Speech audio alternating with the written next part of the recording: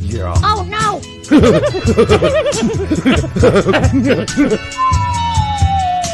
Matt, what the hell was that? Wasn't me, coach. Welcome to the straight red card. Get off our lawn.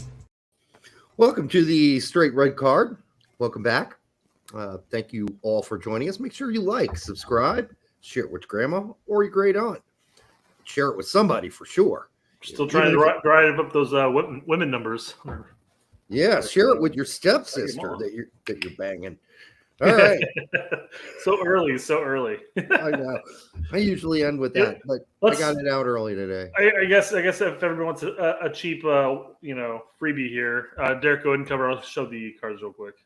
The what? The bingo the cards. Man, we're starting early on cards. that. Well, gotta get it going because you already brought up stepsister, so. Oh shit. Which can hit a number of things. So I need something that sounds more realistic than that thing I've been using. Yeah. Please don't go realistic with it, man. Okay. We don't need the legit thing. That does sound like I'm shaking nose drops. What about this? Oh, wait. That sounds kind of wet. That one's more wet sounding. Yeah, that's gross. That's like somebody sloppily All right, Derek, you're good. Smacking their vagina. Their wet vagina. All right. You can take me off the solo flow. Thank you. I just want to make sure if we caught something there. No. Nothing to catch. But, it was this one. It's the wetter one. This one. Oh. Imagine it's all going to be kind of wet. Yeah. Although girls don't do it like this, right? So it's not going to sound like that. It'd be more like just flicking of the. Just stop. Okay.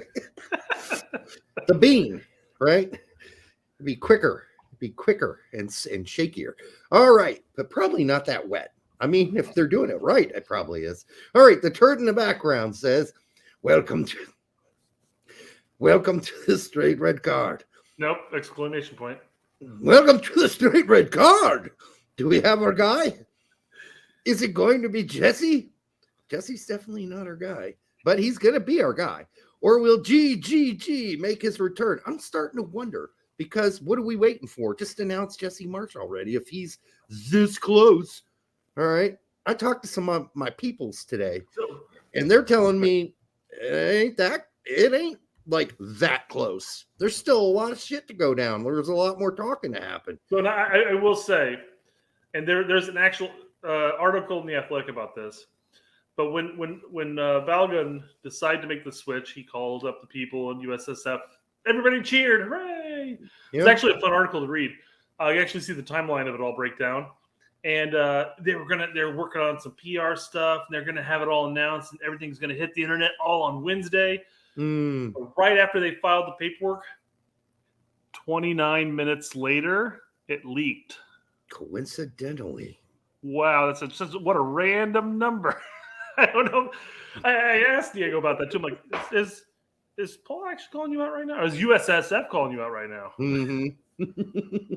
All right. Well, speaking of back to him. I have to finish the chat. Speaking of unsavory things, I accidentally got jizz in my mouth while spanking it. Awkward. Well, probably try not to jerk off with your back up against the wall. You know, when your legs touching the ceiling over your face. Probably wouldn't recommend that because that's what's going to happen. All right. Or don't blow your own horn. Now, if you can do that, great. Congrats to you, I suppose. But there's always that risk if you're too close to the gun and the gun goes off. But you should know the gun's about to go off. It's your gun. All right. Right? You know that. Like, It's time to move my face away from my cock. It's about to blow. All right. Why is your face that close to your cock? Well, apparently in his case, he can get there. I don't know. Chris Gary says, thank God I watch it with headphones on. Izanda says ASMR. I don't know what that means, ASMR. That's where people talk softly into the microphone, and it's kind of a sensual type of thing. And they do like noises, like squishy things, and it's just things that some people, get the rocks off to. I did not know that. These chicks have heard of it. Chicks have like two different microphones with two different things, so like can go in your left ear, and then they go in your right ear. Right. It's sounds that turn people on. Yeah. So okay, that's nice to know. I'll look that up just for you. Judgmental Deity says, honestly, Derek, it's better off not knowing what ASMR is. That's probably true. He's probably right, Judgmental Deity. And let's see here. One of the best quotes I heard over the weekend about somebody describing on one of their shows the inability of Leeds to hold on to Leeds. Leeds United's inability to hold on to Leeds, because I believe they've been leading this season 24 or 25 times and lost games, right? And he said, it's slicker than a sponged squid. Slicker than a sponged squid. A sponged squid? What if it's a dry sponge? Well, I think he's intimating that the sponge is wet. Yeah. Otherwise, the squid would probably be easier to hold on to. He's basically saying that squid's slicker than shit, and that Leeds have a hard time holding on to Leeds because to them, it's like trying to grasp a sponge squid. Never heard that saying. Must be particularly a greased pig. I mean, come on. A greased pig, a feathered chicken covered in Vaseline. All kinds of weird things you could come up. Although that's not really a saying. What is a chicken covered in Vaseline? That's a Mississippi thing. I feel like any animal with Vaseline would be tough to catch. Really? Probably. I mean, there might be some exceptions to the rule. I mean, you're going to be taking so much out of context there. I mean, you could probably catch a cow that was covered in Vaseline, but the problem is you wouldn't be able to take it down. What, like just around the neck, say, yep, got you. Gotcha. But, the Vaseline's probably... Plus, you imagine the money you'd have to spend to Vaseline up a cow. That's a lot of Vaseline, right? Yeah, taken out of context, man. This is just kind of a wrong conversation. Like a tub of Vaseline on a cow. Why would you do that? You wouldn't do that, right? Now, why would you put Vaseline on a unfeathered chicken? No idea. But I hear they do it in Mississippi. That's all I can say. All right. Want to move on to some questions or topics before Sure, why not? All right. What did I miss? Balogun prematurely joining U.S. men's national team. Do you really think he makes the U.S. men's national team announcement with the Toonie news 2 days later? What's the Toonie news? What am I missing? He took a bet or whatever and is like out of England matches for like the next 8 months or something like that. Listen, he may have done it prematurely, Berlin. But club, I'm not sure what it was. But yeah, he's out 8 months. But either way, Southgate was still bent on saying, well, you're going to play the U21s this window, and then we're going to look to bring you on the following window or something like that. Yeah. I mean, I don't know. I think he pretty much made his decision. And, even if he waited around for Harry Kane to peter off and the other 2 or 3 guys ahead of him in England, that's a long time to wait. Fuck it. He wants to play now. He wants to play in 2026.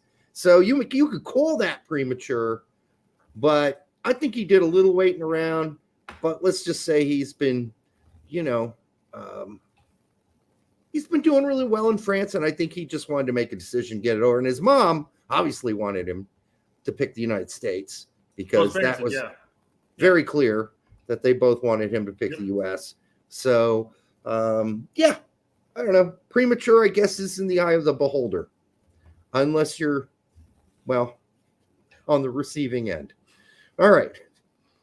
What else we got? Well, continuing, he says Stan USMNT said that Berlin got an L with Sargent. It's like I don't know. So they when Balogun announced everybody took to Twitter to pull up receipts, and a lot of people kind of piled on Berlin about saying that Flo would never choose the United States. He's just posturing them up so that England calls them up or whatever. And Berlin, you didn't listen to us then, Berlin.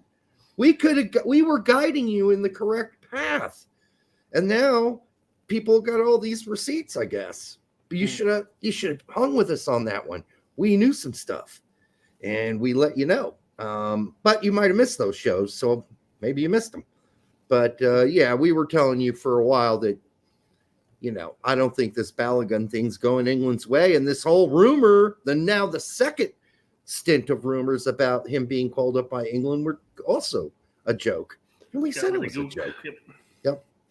So I don't know if that's the deal with Sargent is obviously Berlin thinks or is bent on Sargent being in the midfield. Scores his goals outside of the 9 is where he scores his goals at, basically. And I don't know, he's scored a smattering this season at a lot of positions, quite frankly.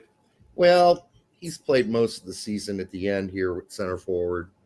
And, he didn't get a whole lot of goals there. But, he had some other goals this season at center forward or center attacking midfielder, which he played as well as the sort of behind Pookie. Behind Pookie, correct. So, by the way, today, folks, I am drinking one of the best beers in the world, Golden Draak, another Belgian ale. And it is rated one of the best beers in the world. And that's no joke. It's fabulous. Let's see if I can pour it without creating a foam. Ruining it. Yeah. Yeah, a foam disaster.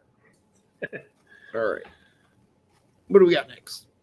Well, I guess we should talk about some talks of upcoming Olympic sports. Really? We're going Olympics. All right. Yeah, because how do you like my phony act there? Since I knew we were going to Olympics. What? We're going to Olympics, eh? Really? Yep. Apparently, NBC Sports says that jump roping should be the next Olympic sport. Go. I mean, it's a workout. I don't know how they count that shit. It's got to be done by AI or something because you can't even see the rope. There could be nothing in her hands, and I would know no difference. I don't think there is anything in her hands. I mean, you can kind of see it, I guess, but I guess you can, yeah. Does the jumping in a circle improve her chances over the person who's just jumping straight up and down? I think you actually get 2 things around for every jump. I think she's doing two jumps, 2 rope swings through each opening of her feet. Yeah. So these girls got to be in good shape from the waist down doing this shit. And the legs as well, or the arms, or the wrists at least. Her wrists have to be extremely strong to be whipping that rope around like that constantly and then lifting your legs that fast. Is it an Olympic sport? I don't think so. I think you basically take this and script it to she's a maniac. You could. But I mean, if we're going to make this Olympic sport, we should make all kinds of weird shit in Olympic sport. Like, I don't know, already got curling in there. Come on. Beer pong. Which version of beer pong? I mean, masturbation can be a workout. Was cornhole ever included? I don't think so.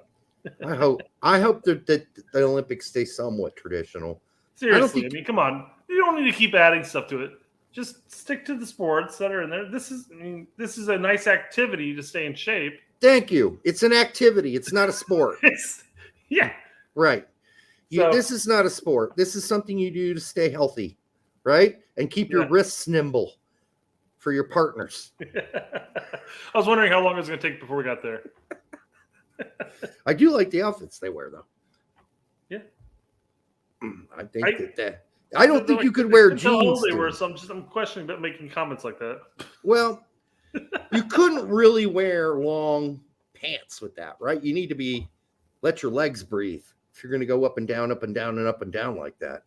But like those older, maybe you wear like the beach volleyball outfits too. Yeah. I mean, you can't make every sport that keeps you in good shape, right? A fucking Olympic sport. Well, you have the ski machine guys. That'll be a sport before you know it. Who's got the best ski machine, gracefulness, or whatever, or anything that you have to count to, like the longest piss. All right, so he had his piss was 4 minutes long.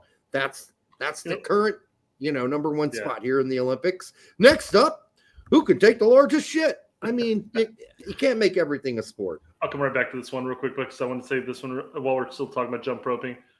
Jump rope is an exercise for the actual sport. Like boxing. That's a sport, right? Yeah. I mean, is it a sport? Yeah, I mean, it's a sport. Yeah, I guess it is. It's a sport, I suppose. It's two guys beating the fuck out of each other, but it's a sport. I'm kind of surprised they haven't taken Beer Fest, the movie, and basically turned it into its own Olympics at this point. Why not have all those beer drinking competitions? And I think that could you imagine? Everybody would fucking tune into that. Everybody would watch that because you'd see a bunch of drunken people trying to do games, and Yeah, I think it'd be fun. A lot of fun. It'd be a lot of fun. Is racing of all types a sport? Do you need for a sport? Do you need a ball or a puck or some sort of item to make it a sport? Racing is an activity you do to get to the actual sport. I mean, they call it sports car racing, right? We were watching the whatever the prelims or whatever the stuff to find out the Indy 500 shit. Yeah, I loved it. And we're watching it and I'm going, oh my God. This is one of those things, like, again, you can watch the first 5 laps and watch the final 5 laps, and you've seen it all. That's all you need to see. Well, today, this was just qualifying this weekend. Yeah. Right? So I know that. You get 4 laps to make the show. I used to What's the line from Ricky Bobby? And Jean is on top of the pole, and that has nothing to do with his sexual identity. Yeah, that's a good line. Or preference. I used to think that any sport that evolved out of life-saving instinct, right? Like swimming. We learned to swim because we didn't want to drown, right? So, but now it's a sport, swimming. Swimming's a sport. We inherently have it in our genes anyways because we used to be fish. Well, fishing is now a sport, right? We did that to eat food. Now it's a sport. Hunting is a sport. Well, we did that to eat food. Like running is now a sport. And we just did that to get the fuck away from the grizzly bears and the snaggletooth, tigers or whatever. I was going to say, I think a lot of the Olympic sports would be much more interesting if you actually threw a lion in there chasing you down. You are so Roman. Beer and circuses. That's what that is. All right. What else we got here? Speaking of circuses, we showed the 2026 World Cup logo on last week's Balogun announcement show. Did we? Thursday show. Yeah, it was on the thumbnail. I didn't even notice. I put all that effort into it, Derek, and you didn't even look. I was probably deep down, Derek. I'm hurt. Probably pretty drunk by then. But Adam Wiggins said, "Hey, this is the 2026 World Cup logos that we deserve." Very weird. I like the Canadian maple syrup. Yeah, it's a nice bald eagle with the sombrero and maple syrup. I mean, who put this together? I don't know who actually put this together, but Adam Wiggins sent it to us. Okay. Well, thank you, Adam. I mean, I think someone could do a better job and have that eagle claws around that maple syrup.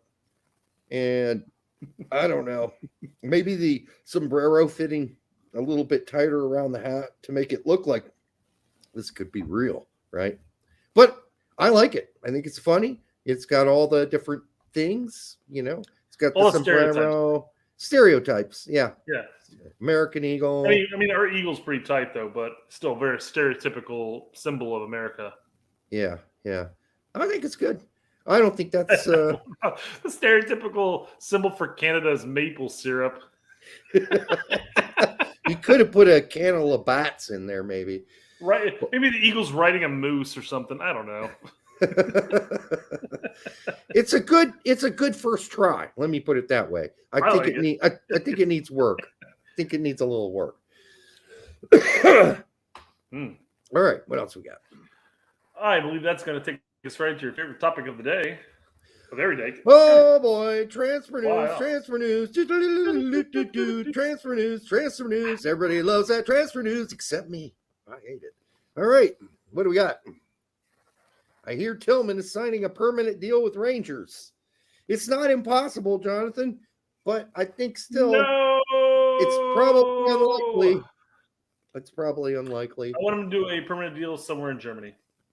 I think, Not trying to stick with Bayern. I want him to move on and challenge himself at a higher level, quite frankly. Nothing wrong with Rangers. They're going to have Champions League performances in Europe and all that shit. Briefly.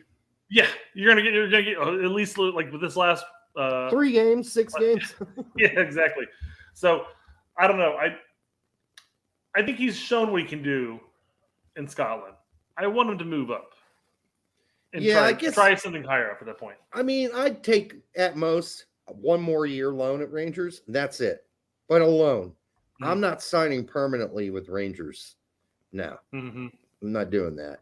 And, you could go take a loan to some up-and-coming Bundesliga team, some new on-the-rise team coming up and getting promoted, or you could go to a mid-table team in Germany and get a loan. Go to Hoffenheim, man. I'm going to say Matarazzo would probably use some assistance there. Yeah, Hoffenheim or shit. I mean, there are all kinds of like teams in that lower tier, but not the bottom, that you could go to. You probably get some playing time in and grow as a player and have a like week to week better competition than playing fucking Hibs and Kilmarnock. Like you do better there. Yeah. All right. I'm just saying the week in, week out performances in Scotland is just, it's not there. The same reason why I don't want him in MLS, quite frankly. Who's Jonathan Rupert anyhow? Should my ears be abuzz with glee when he says, I hear Tillman, like he hears it? Who's he hear it from? He's just one of our listeners, Derek. Okay, did he hear it from us? You know what? I think this is a legit rumor, Jonathan. Well done. No, I mean, like Derek I said, might want to rub you in the dirt, but I'm saying good job. I wasn't rubbing anybody in the dirt. I was just asking who he heard it from. And if he is a reliable, regular source. That's in the chat, all. Derek. I mean, you might not be in the chat anymore. Thanks, Derek. Jesus, everybody's so fucking sensitive tonight. Just wanted to know where he heard it from. Kick him in the man marbles next time. Jeez. When a man says, I hear, I say, where'd you hear it from? That's how I do it. That's all. Here he goes. A friend of mine is from Scotland. Oh, yeah. Well, Jonathan, I would take that with a grain of salt because your friend in Scotland might want him to stay pretty bad. Like, pretty bad. Because he was really one of the important cogs on that team this year. The problem with Rangers is how much money are they willing to dump on a guy like Tillman? Because he's not going to come cheaply. I won't even jump into it, but I guess we can jump into it now. What do you mean? Jump into what? You got a whale's vagina there? We're jumping into? Let's stick with Rangers talk here, I guess. We don't have black holes here, people. We have whales' vaginas. We jump into vaginas. Yes. All right, let's talk about Haji Wright.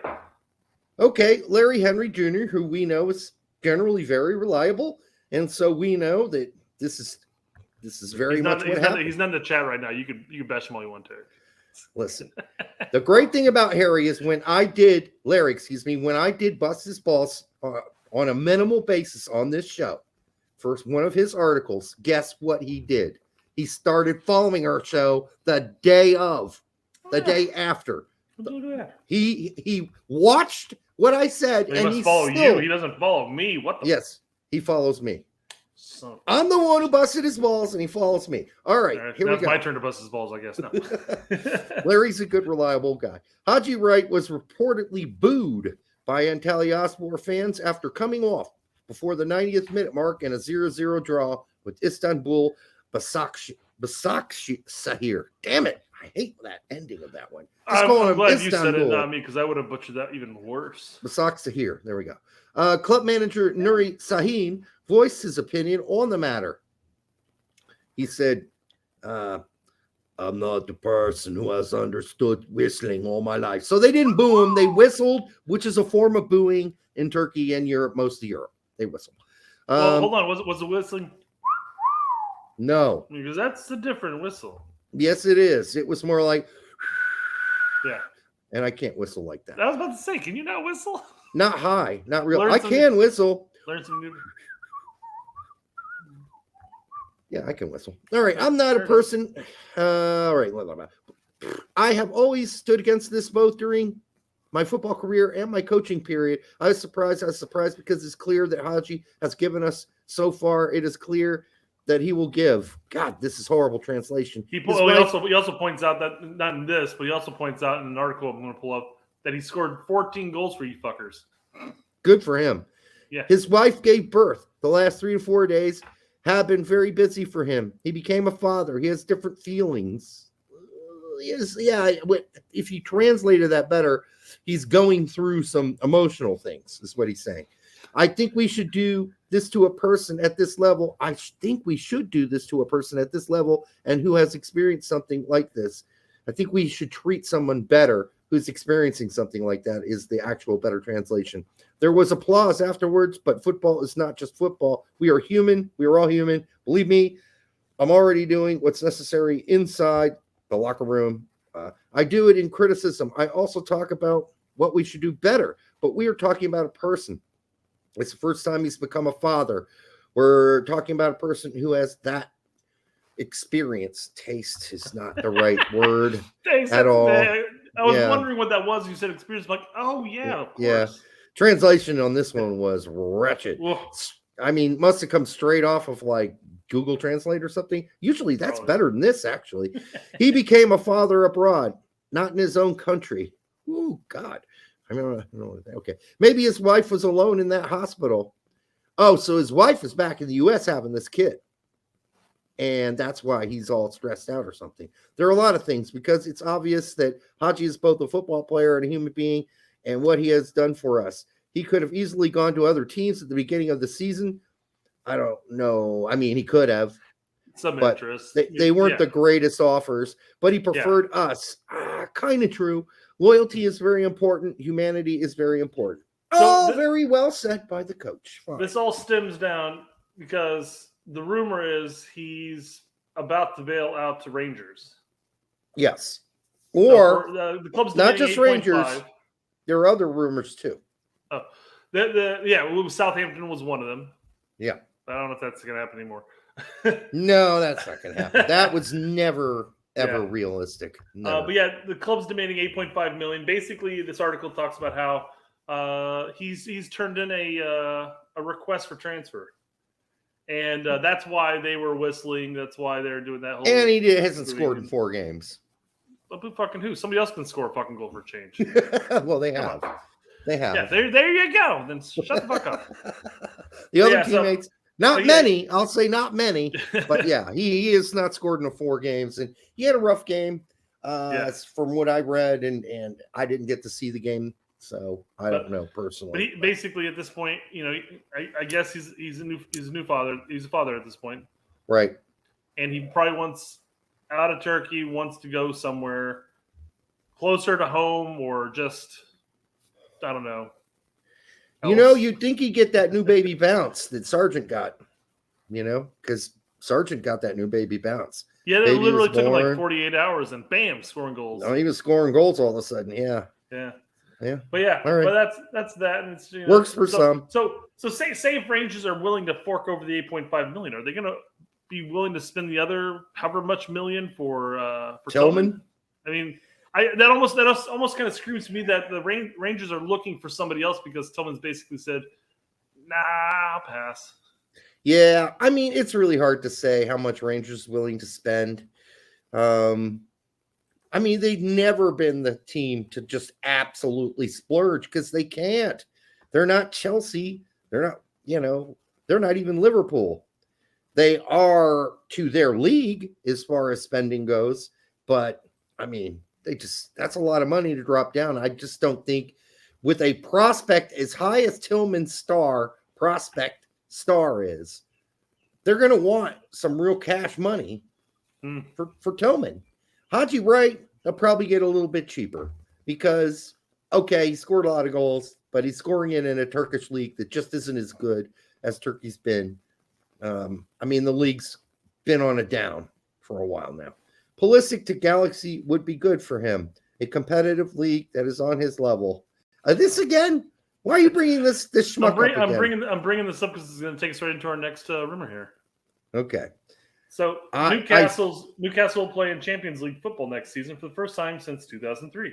I firmly believe, says Diego, our good buddy, our good friend, there will be an American joining this summer. Eyeballs. Well, I mean, listen, again, when Diego says something like this, you got to take this one with a grain of salt because he firmly believes. He's not saying he's heard anything. And he's the first one to tell you, anything I say, take it with a grain of salt. If you want to believe me, believe me. If you don't want to believe me, don't believe me. When he says I, usually that's just an opinion he has. So, I mean, I don't know how Pulisic necessarily is an auto starter at Newcastle. So he's gone on record and said multiple times that Pulisic has multiple Champions League teams vying for a service. So you have BR Football here posting about well, that cuts AC Milan out. Yeah, exactly. I was thinking about that too. They're done, yeah. But that also keeps Napoli in the fold though. So, but I honestly, a lot of people came to the conclusion too that this is him referring to where he thinks Pulisic may go. And to your point, it says I firmly believe now Newcastle may be vying for his services, but then again, Napoli may come in and swoop, or somebody else might come in and swoop, and he might not be at Newcastle next season. He might be somewhere else. So, but this is what he's saying.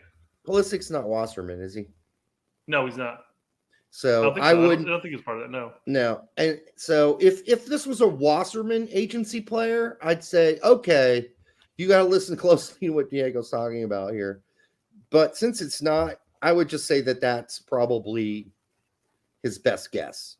It's just his opinion. I'm wagering that through the grapevine, he's heard from like people like Adams and it's possible, but what is like McKinney? You think probably Pulisic? said, hey, there's multiple teams. You think Pulisic and Pulisic's agents like fucking bullshitting with Adams and other players about where they're going to go? I wouldn't be surprised if he's got a couple of interests. His agents saying, "Hey, there's a couple of Champions League team interested," and he's just shooting shit with his friends and says, "Yeah, there's a couple of teams that might be going to a different Champions League team next season."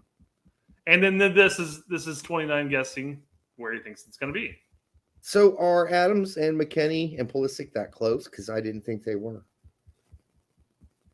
I think Adams and McKinney are really close. No, we know they are. They're like Yeah, I know. The friends. But no. I don't know who Pulisic's super chummy with on the team. I know he is friends with Scally. And I know that Reyna's friends with Scally too. Really? Yeah, Reyna. What? After Juve point deduction, Milan. Oh my God! No shit, they are. You're right. Did they put the point deduction back? 10 points. 10 points. Yes. Instead of okay. So Juve is currently in 7th right now, just outside of Europa spot by 1 Damn. point. They got fist fucked on that one. Yeah, they're basically out of Champions League at this point. How many games did they play this season? All right, I take it back, Frank. Thank you for informing us that AC Milan's back in it. So it looks like they got two more games. It's possible that Juve kicks back up, but that's going to be requiring Milan, Atalanta to not score anything, not get any points whatsoever. AC Milan? Well, it's possible for AC Milan. They've been playing really shitty lately. Well, they are currently 5 points up on Juve right now, so that's a hell of a flip, man. 2 games left or 3? 2.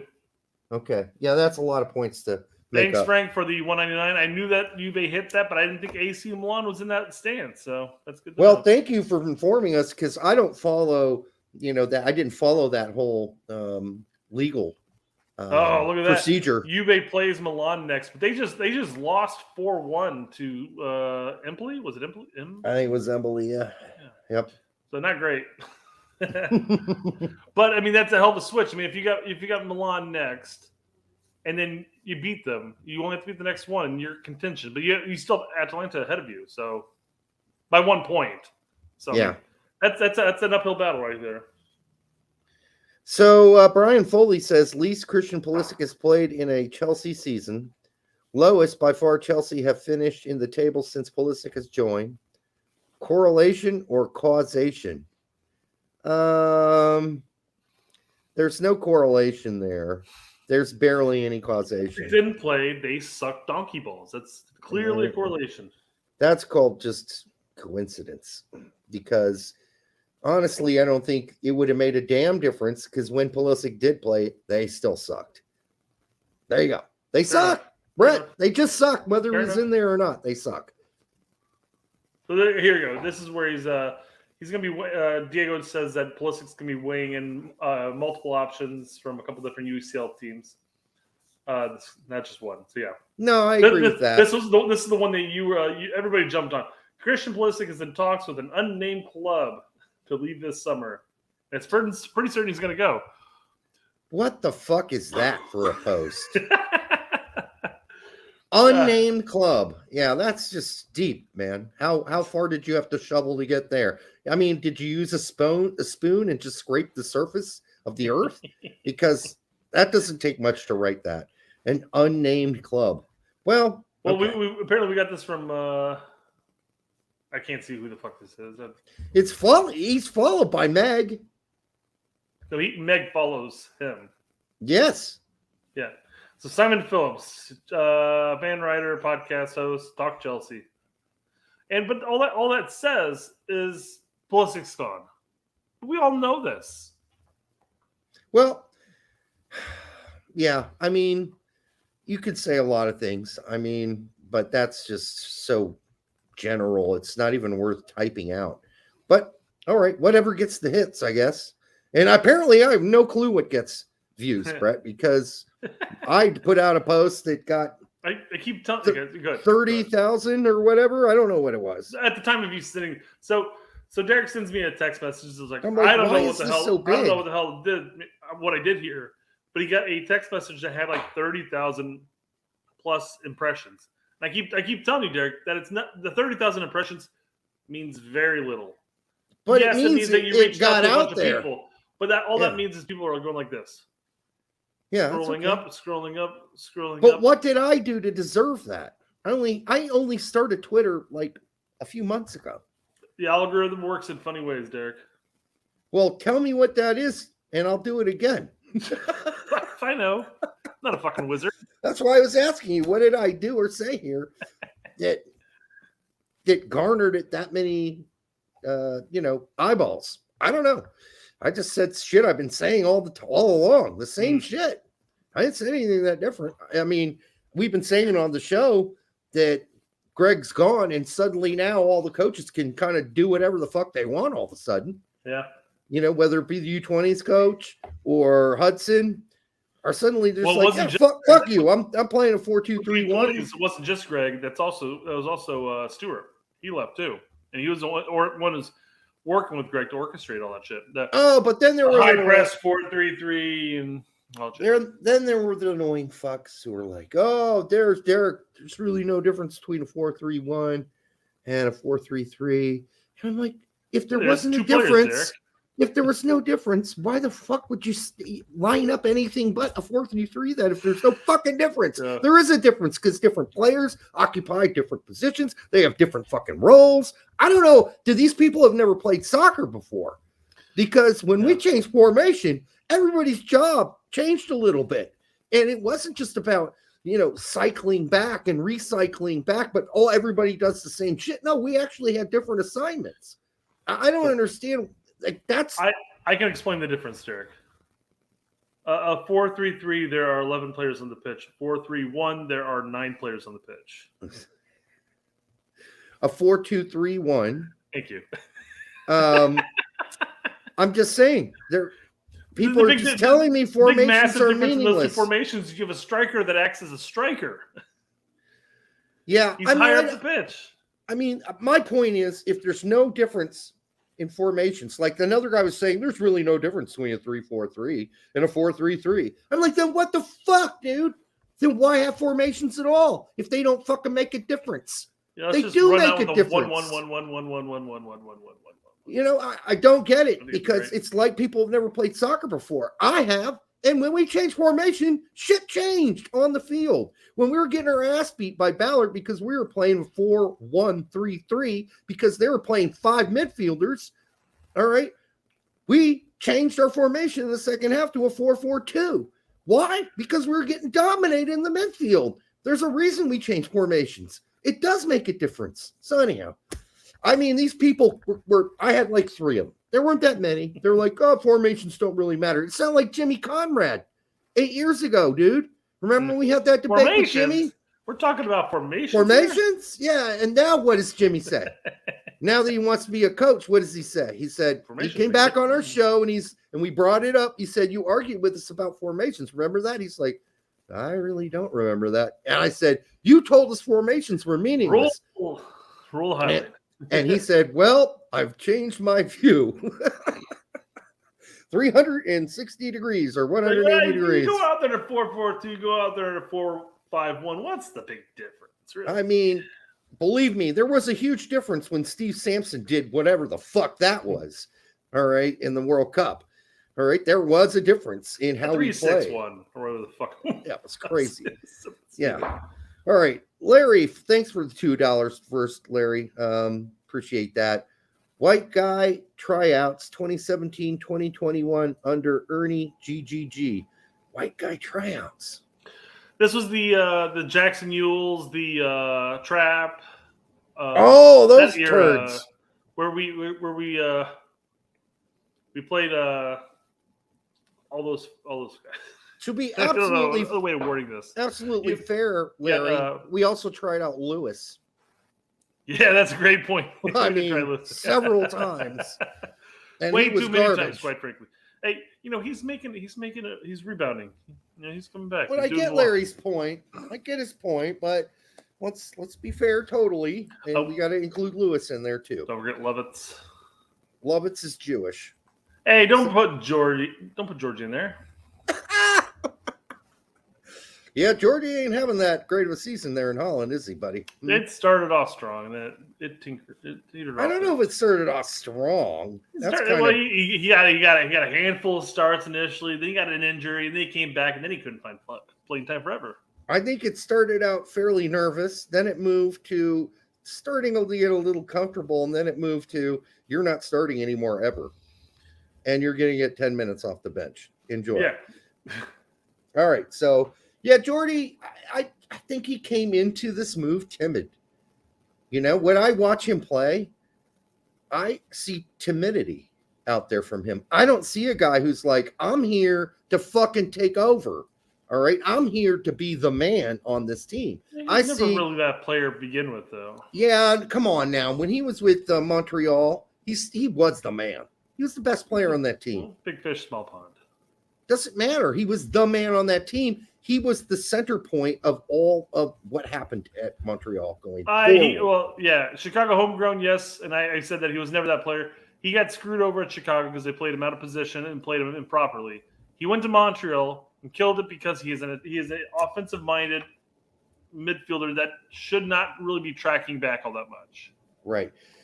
So, I mean, we'll see what happens. Maybe he grows a pair next season, and we see a different Mihailovic. But right now, what I see is a timid player, and I don't like that. In reference to the player going to Newcastle, and Diego saying that he sees an American player there, Lona here says, please don't say Gio. Gio will stay at Dortmund another season. Yes, he will. His agent confirmed to me. And he's a Wasserman agent, so I would probably... No reason for him to leave, quite frankly. No, he's gonna be viable to see a significant increase in playing time, at least initially, because you're gonna lose a handful of players. I'm just saying that if Diego says that and it's a Wasserman player, there's more than likely some truth behind it. And yes, he is gonna stay. There's no reason for him to leave, and there's no reason for you to be worried that he's staying. They're going to lose some players. So Reyna's going to be needed next season. They're going to lose Bellingham. They might lose a couple other guys too, younger guys. We don't know. But we know that Reyna will get some PT next season if he can stay healthy. Aaron Long for 2026. Maloney plays with Heidenheim. Yes, he does, and he's been playing pretty regular outside of one game, which I think he had to not play a couple weeks ago because of accumulated cards. I think that's what it was. They've been promoted to the Bundesliga. And indeed, congratulations to Leonard Maloney. You know, that's a guy we've been talking about here for a long time. He's been on my Yank reports. He was with Dortmund not too long ago and their youth team. Yeah. You got a couple of matches. Yeah, you got a few minutes here and there. But here he is. He's playing, I think, the position that he should have always been playing, center defensive mid, and anchoring 6.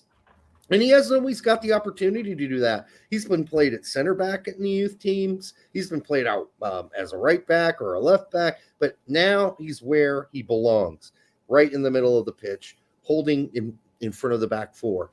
Bigger chance of you winning the lottery. Read the first, man. Any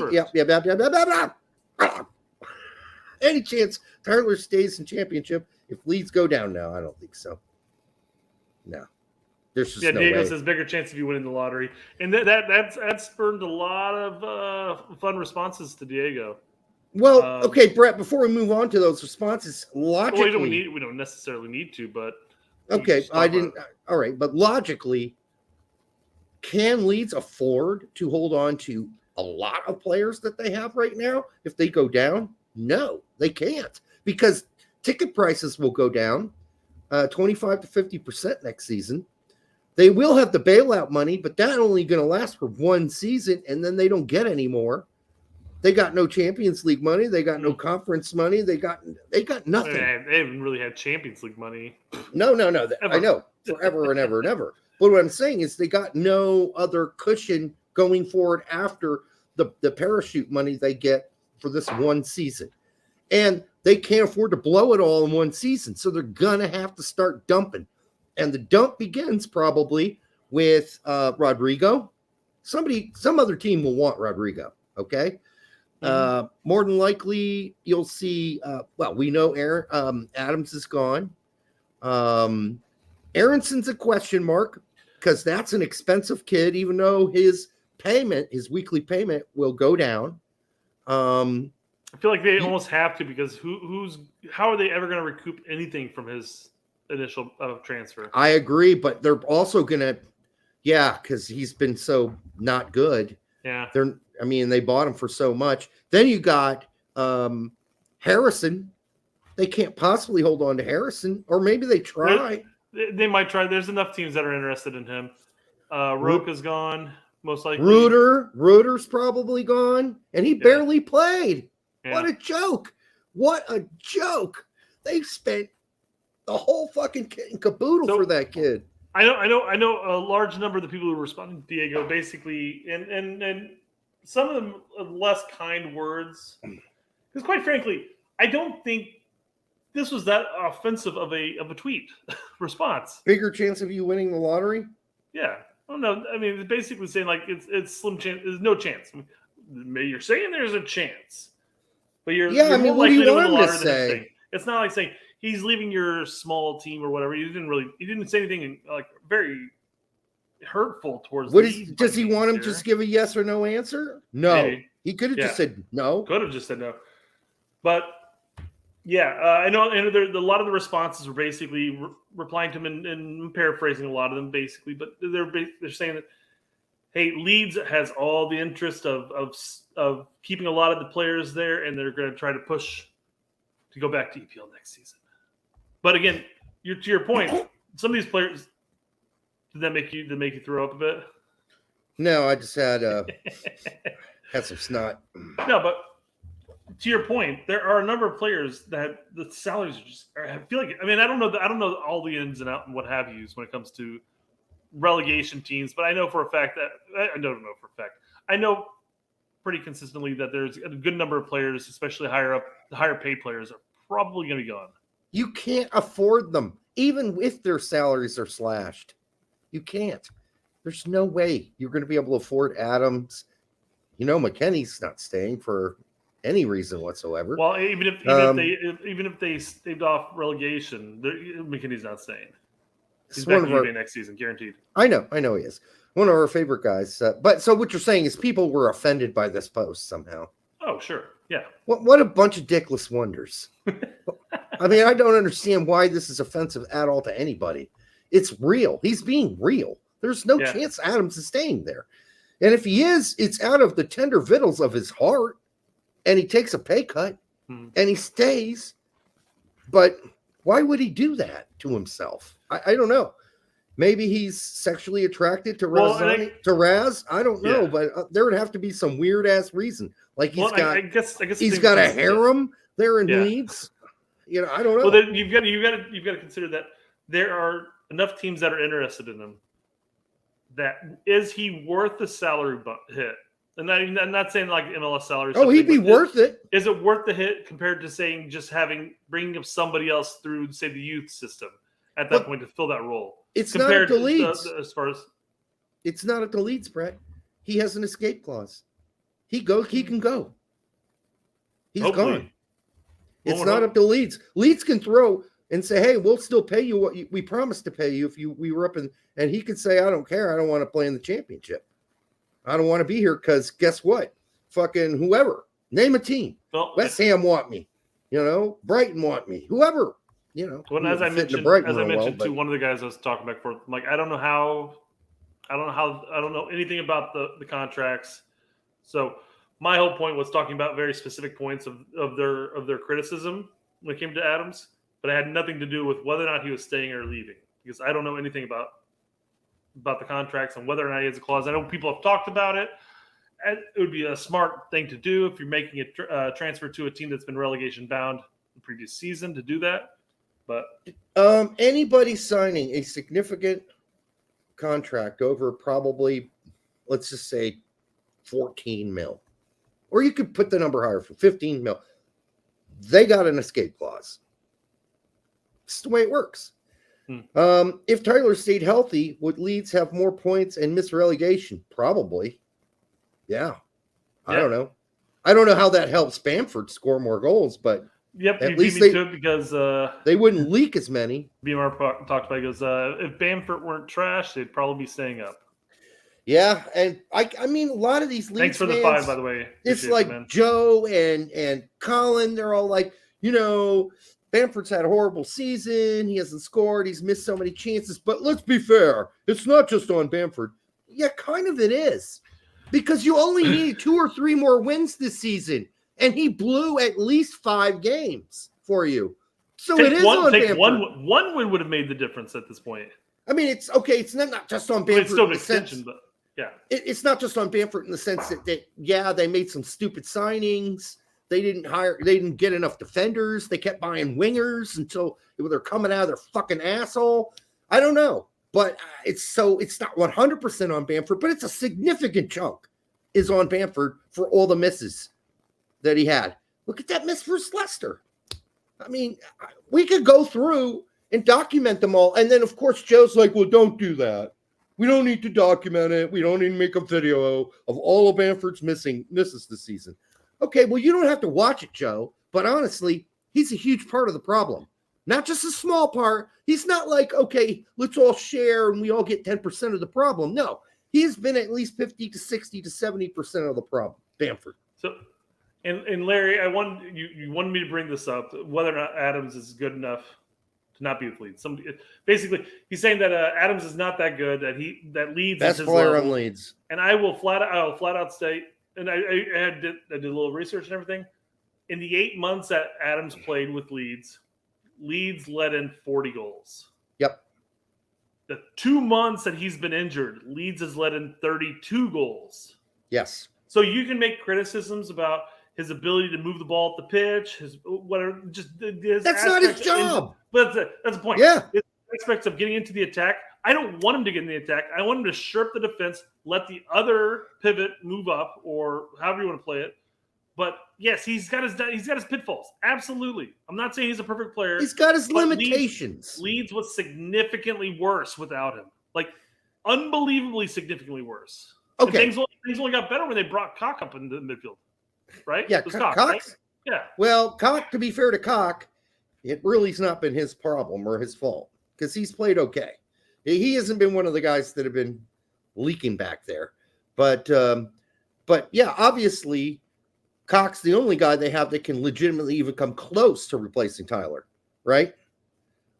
Derek, your take smells about the same with Adams. All right. I don't have takes, Larry. I don't do hot takes. That you want to go watch hot takes, you can go watch Lawless because he's got all the hot takes, and that's why he gets in trouble. My opinion is that Tyler Adams is a limited player. He has limited ability in certain places on the field. He is not an attacking player. He's not going to do through balls all day or anything like that. But what he will do is shore up your back line. He will make it very difficult for teams to penetrate your back four. That's all I can say, Larry. And they did suck with him, but they suck less. There's nuance here. There's nuance, Larry. There's sucking a lot, then there's sucking a little. And surely you must know, if you've been sucked before, what sucking a little is and what sucking a lot is. There's a big difference. All right? Just saying. They're different skills. Different skills. Yeah. I mean, when Adams was in the squad, they were in contention with just about every single match. There were a couple matches that were toast, in the end. But almost every single match that he played, they were still in it. They were in it. And Leeds fucked up on the attack on a number of chances. And then they fucked up on the defense once or twice a match, and it burned them. Right. But in the attack, there's still plenty of chances. I can't tell you how many. I mean, obviously we've been burning Bamford all season, but then we've also been burning Harrison. Yep. We've been burning Aronson as well. Yes. We've been not nice, Aronson. Somerville, they didn't have Sinisterra all season. For whatever reason, they didn't play Nanto a healthy chunk of that season. I don't know if there's something in his clause where if he plays a certain number of matches, they've got to pay X amount of dollars to. That was on Mike D. I don't know how that worked out. That was mostly on Mike D. Yeah. So either way, there's limitations, like you said. The limitations with Adams. He's not a perfect player, but he's fucking solid at what you want him to do, and you just got to pair him with somebody who can do something. I bagged on Roca most of the season too. He was my punching bag outside of because he's supposed to be the creative six. He has to have been because you can't have. You're not going to get that out of Adams. You're not going to get out of Adams. No. Nobody's saying Adams is creative. He's not. So it's not his thing. But yeah, you got to understand, Larry. Again, I'm sure you understand this from your own life experiences. There's different levels of sucking, right? Mm-hmm. Like that's why you don't stick your dick in a vacuum cleaner, right? Because that doesn't feel good, right? People get in trouble. They get their shit all ripped and torn up doing that. You read it in the papers, at least in the old days. Don't stick your dick in a vacuum cleaner tube or hole. I'll say Harrison has had better games than Aronson, but I wouldn't say God any reference. Now Harrison has been unfortunately either really great or really bad. Like there's no in between. He's had a lot more really bad games than really great. I don't know God's the way I put it, but I would say Harrison's had a better season by far than Aronson. 100%. Yep. I will agree with you 100%. Aronson has been pretty disappointing, frankly. And I think his confidence is in the shitter right now. And in fact, who said that? Didn't one of his teammates say that? Aronson's, or was it his coach? You think it was his coach? It was one of his the lower coaches said right now his confidence is in the shithole. It wasn't Big Sam. It was one of the. I know they also said that about. They said that about favorite son-in-law Aronson, too. That his confidence is shaken as well. That's what I'm talking about, Aronson. Oh, I thought you were talking about Harrison. No. So fucking similar, man.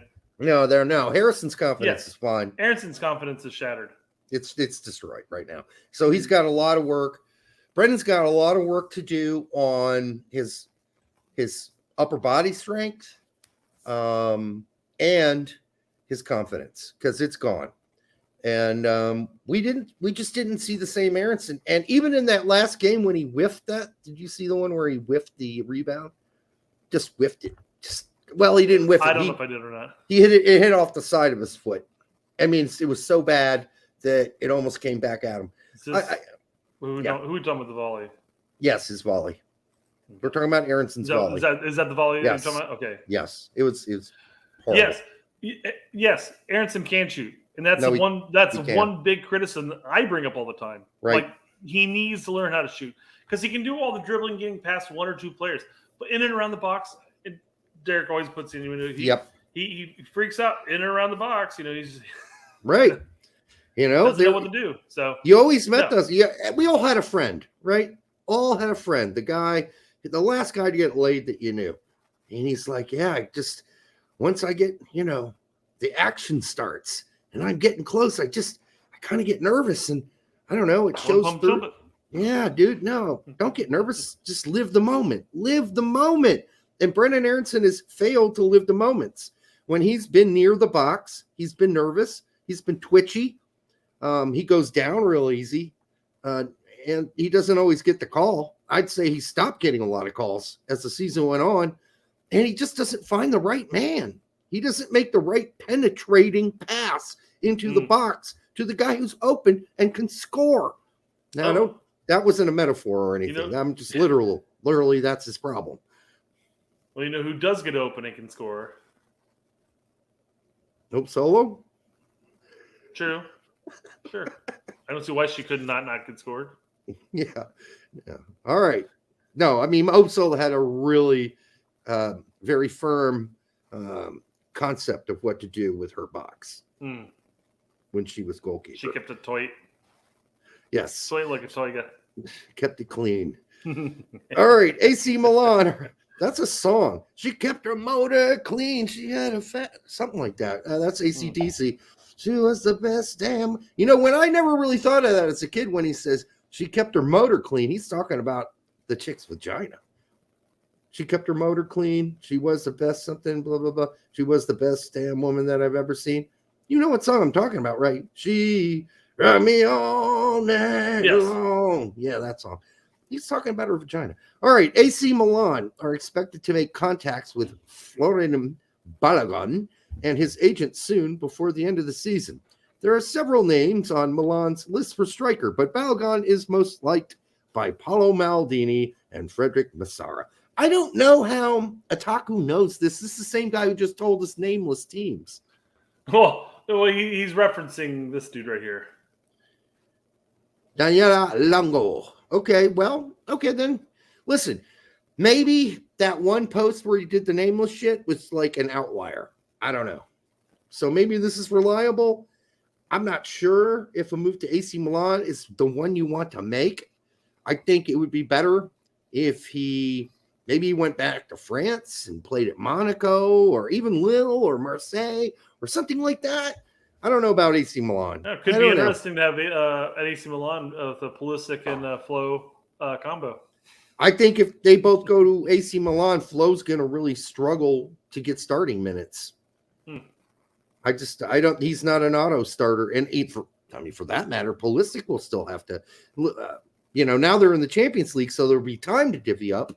So they'll get minutes, but how many minutes? I guess are they going to be regular starters would be the question. I mean, we can't just be throwing around AC Milan like they're lightweights because they still have some really decent players on that team. Yep, and Nate's got the point I was going to make here.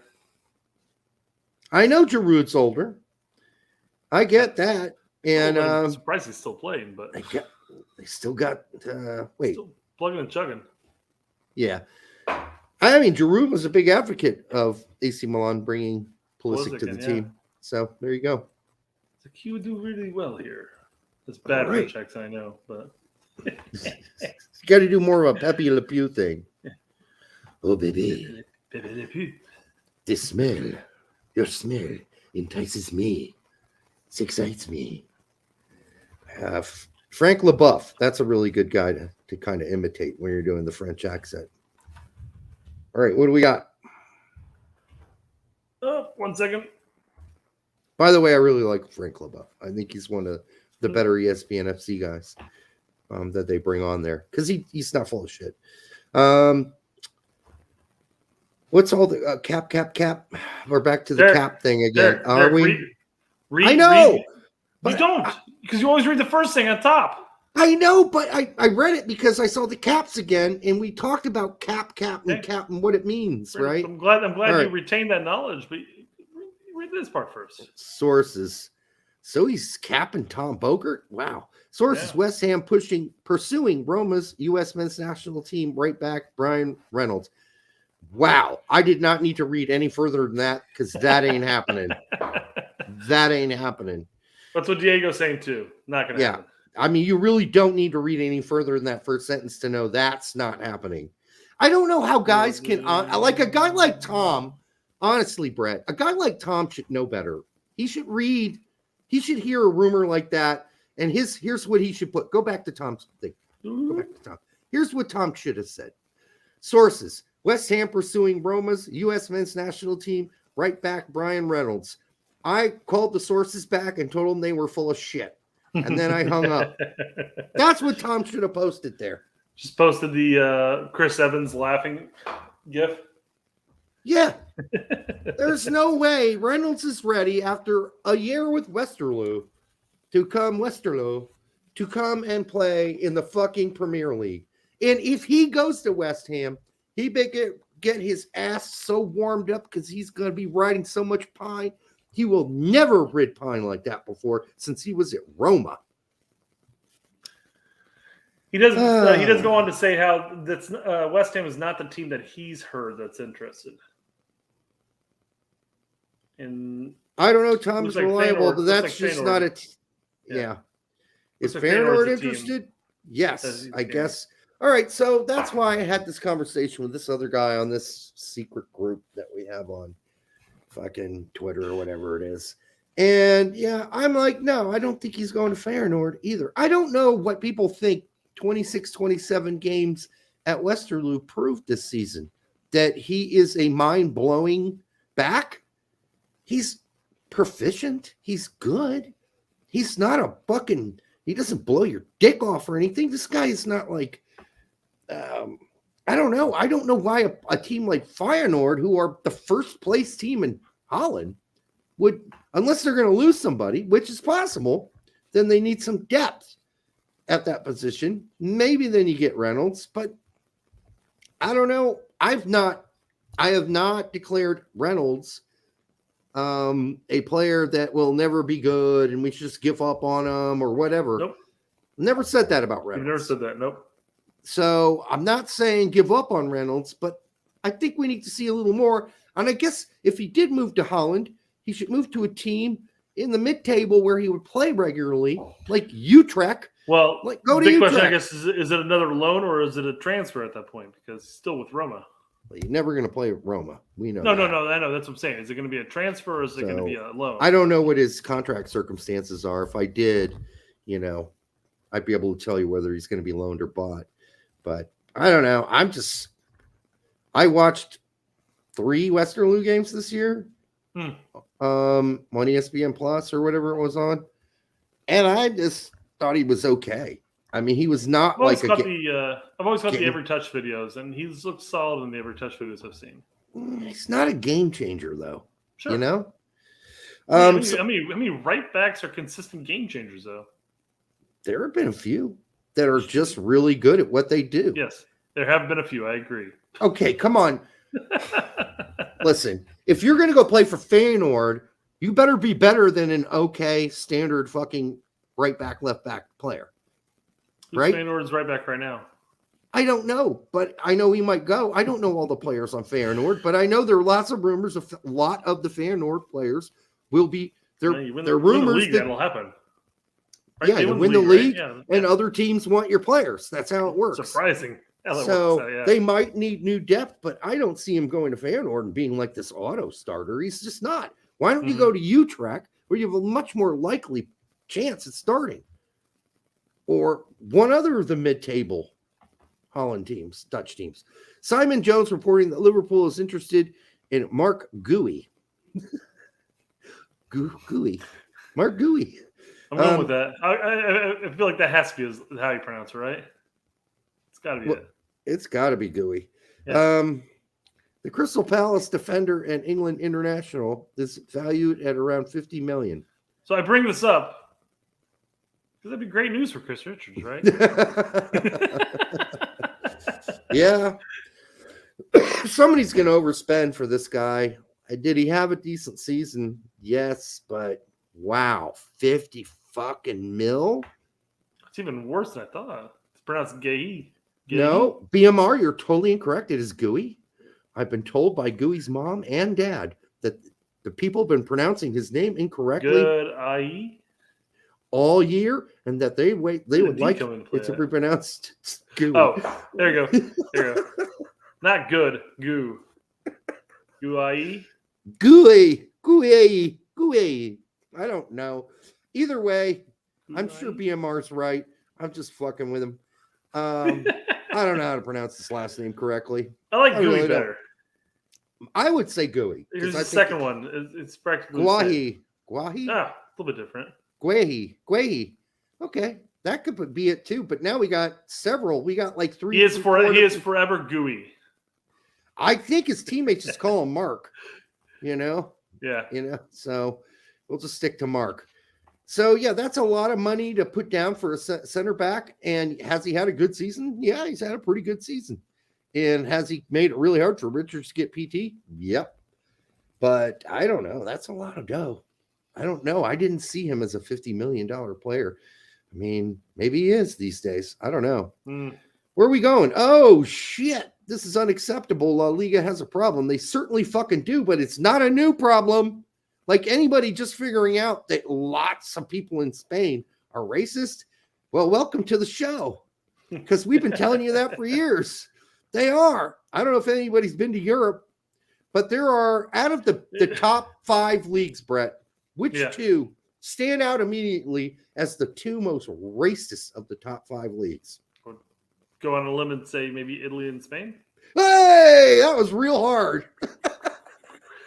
So there's a Bill Burr has a talking point where he talks about racism in sports and stuff like that. And you hear all the talking points from the mainstream media about how racist America can be. And yeah, there are absolutely racist people in America. There are racist people everywhere. That's the thing to take into consideration here. Sure, but he's like yeah. during the whole when Trump was getting elected, and everybody's like, "We're moving to Canada," and he's like, "If you believe that there aren't racist people in Canada, you've never been a black person in the NHL." Oh yeah, it's there too. It's everywhere, guys. But listen, this is unacceptable. I agree wholeheartly. There are cultures that are sensitive, super sensitive to this. And there are 2 in particular. The Italian and the Spaniards were both invaded multiple times by the Moors throughout their history. So there's a lot of Moorish, I don't know, you can say genealogy in both of those countries. They seem to be quite sensitive about that to the point where they overcompensate by being racist pigs. And we see that quite a bit listen, okay, I haven't been to Europe for a while, but when I was in Italy, it was pretty evident there were a lot of fucking racist motherfuckers in Italy. And that holds true with Spain too. Whereas that's not common except for like the really old generation in Germany. You'll hear some like shit come out of some old motherfuckers in Germany. You're like, and then all their kids would be like,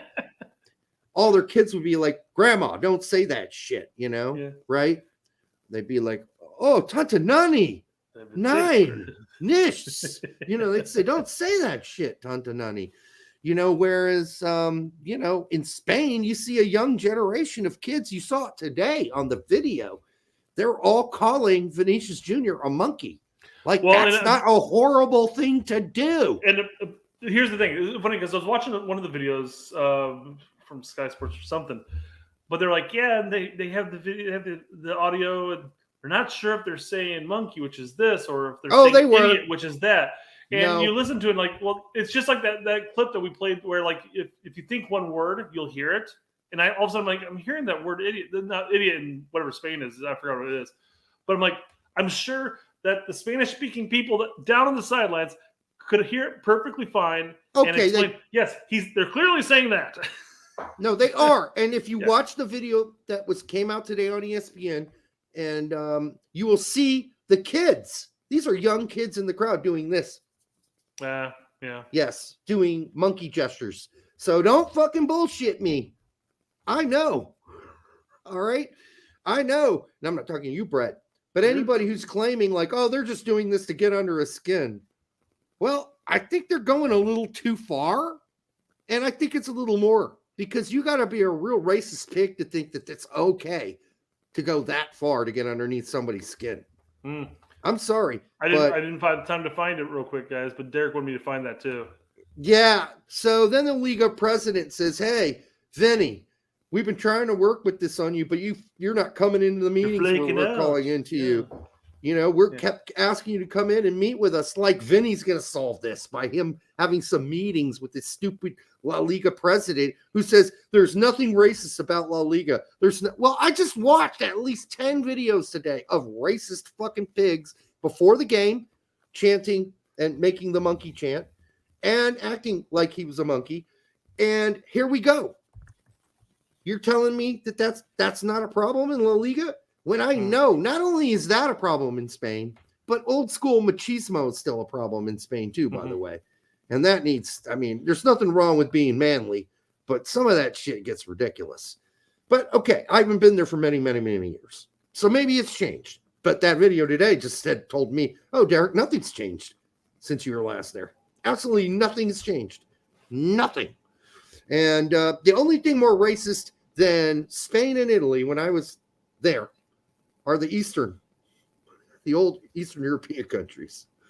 I mean, that's bad too, really bad. And I'm not even going to name them. You know who they are. So I don't want death threats on my show. So not again. Yeah, I don't want. We've already had them. Yeah, one or two, in your lifetime. That's enough. So something needs to be fixed here. Like there is a rule structure that they're supposed to follow, which is there's supposed to be a warning announced. The players are supposed to leave the field. Then the players come back out. And if it happens again, the team who is to blame because it's their home crowd gets the loss, the L. And in this case, that would have really hurt Valencia. You got to wonder what Moose is thinking, by the way, because it's his home fans calling an opposing player a monkey or saying he's monkey-like or whatever. I mean, that's just at this point, you better be like, I don't even want to play for these pigs. No. Maybe he's thinking, maybe we'll get relegated and I'll get sold real quick.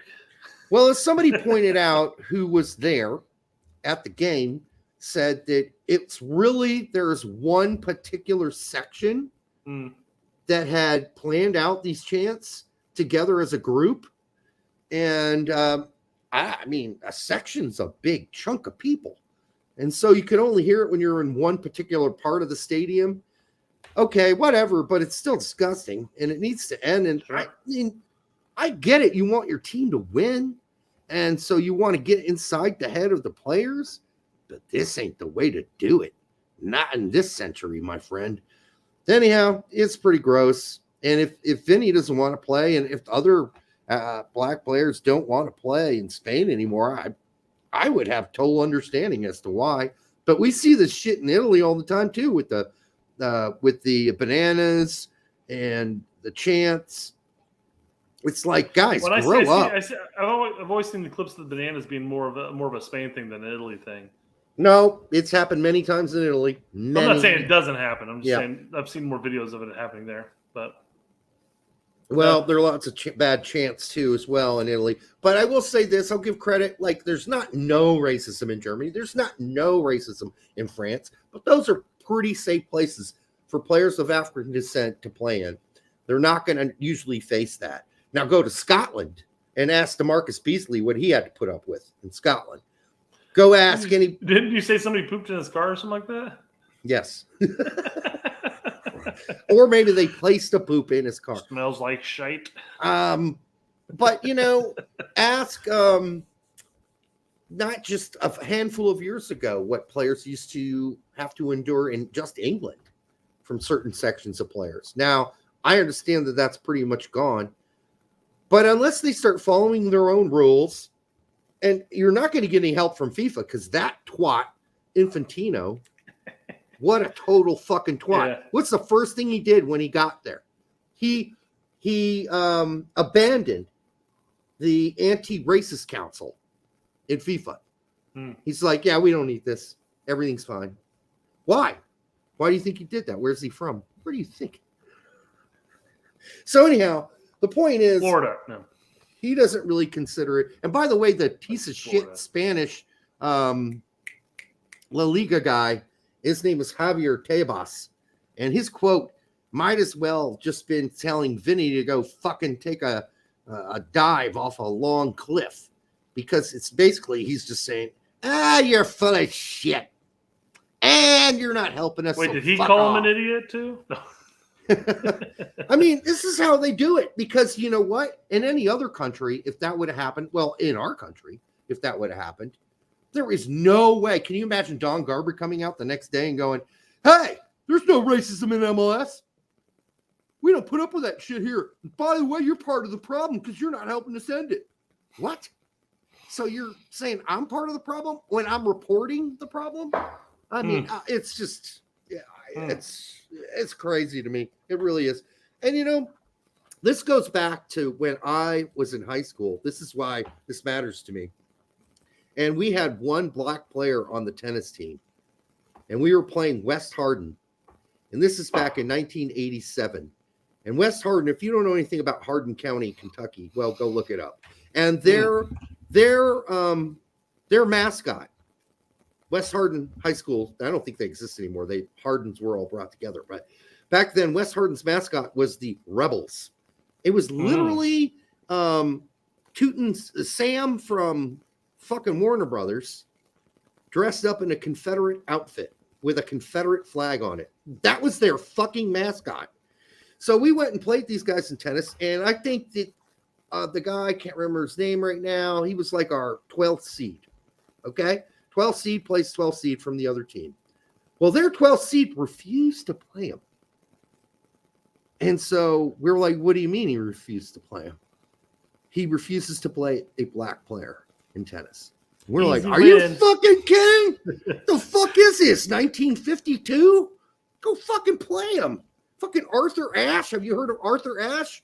What the fuck? You won't play a black man in tennis? What the fuck? How racist of a pig can you possibly be to say, I ain't playing no black guy in tennis? Fuck that shit. Fuck that N-word. That's what I grew up with. You know? Well, I grew up with some blatant racism, still alive and well. Well, I'm sure I've mentioned it before. New Pal here in Hancock County of Indiana, their mascot is the Red Dragons.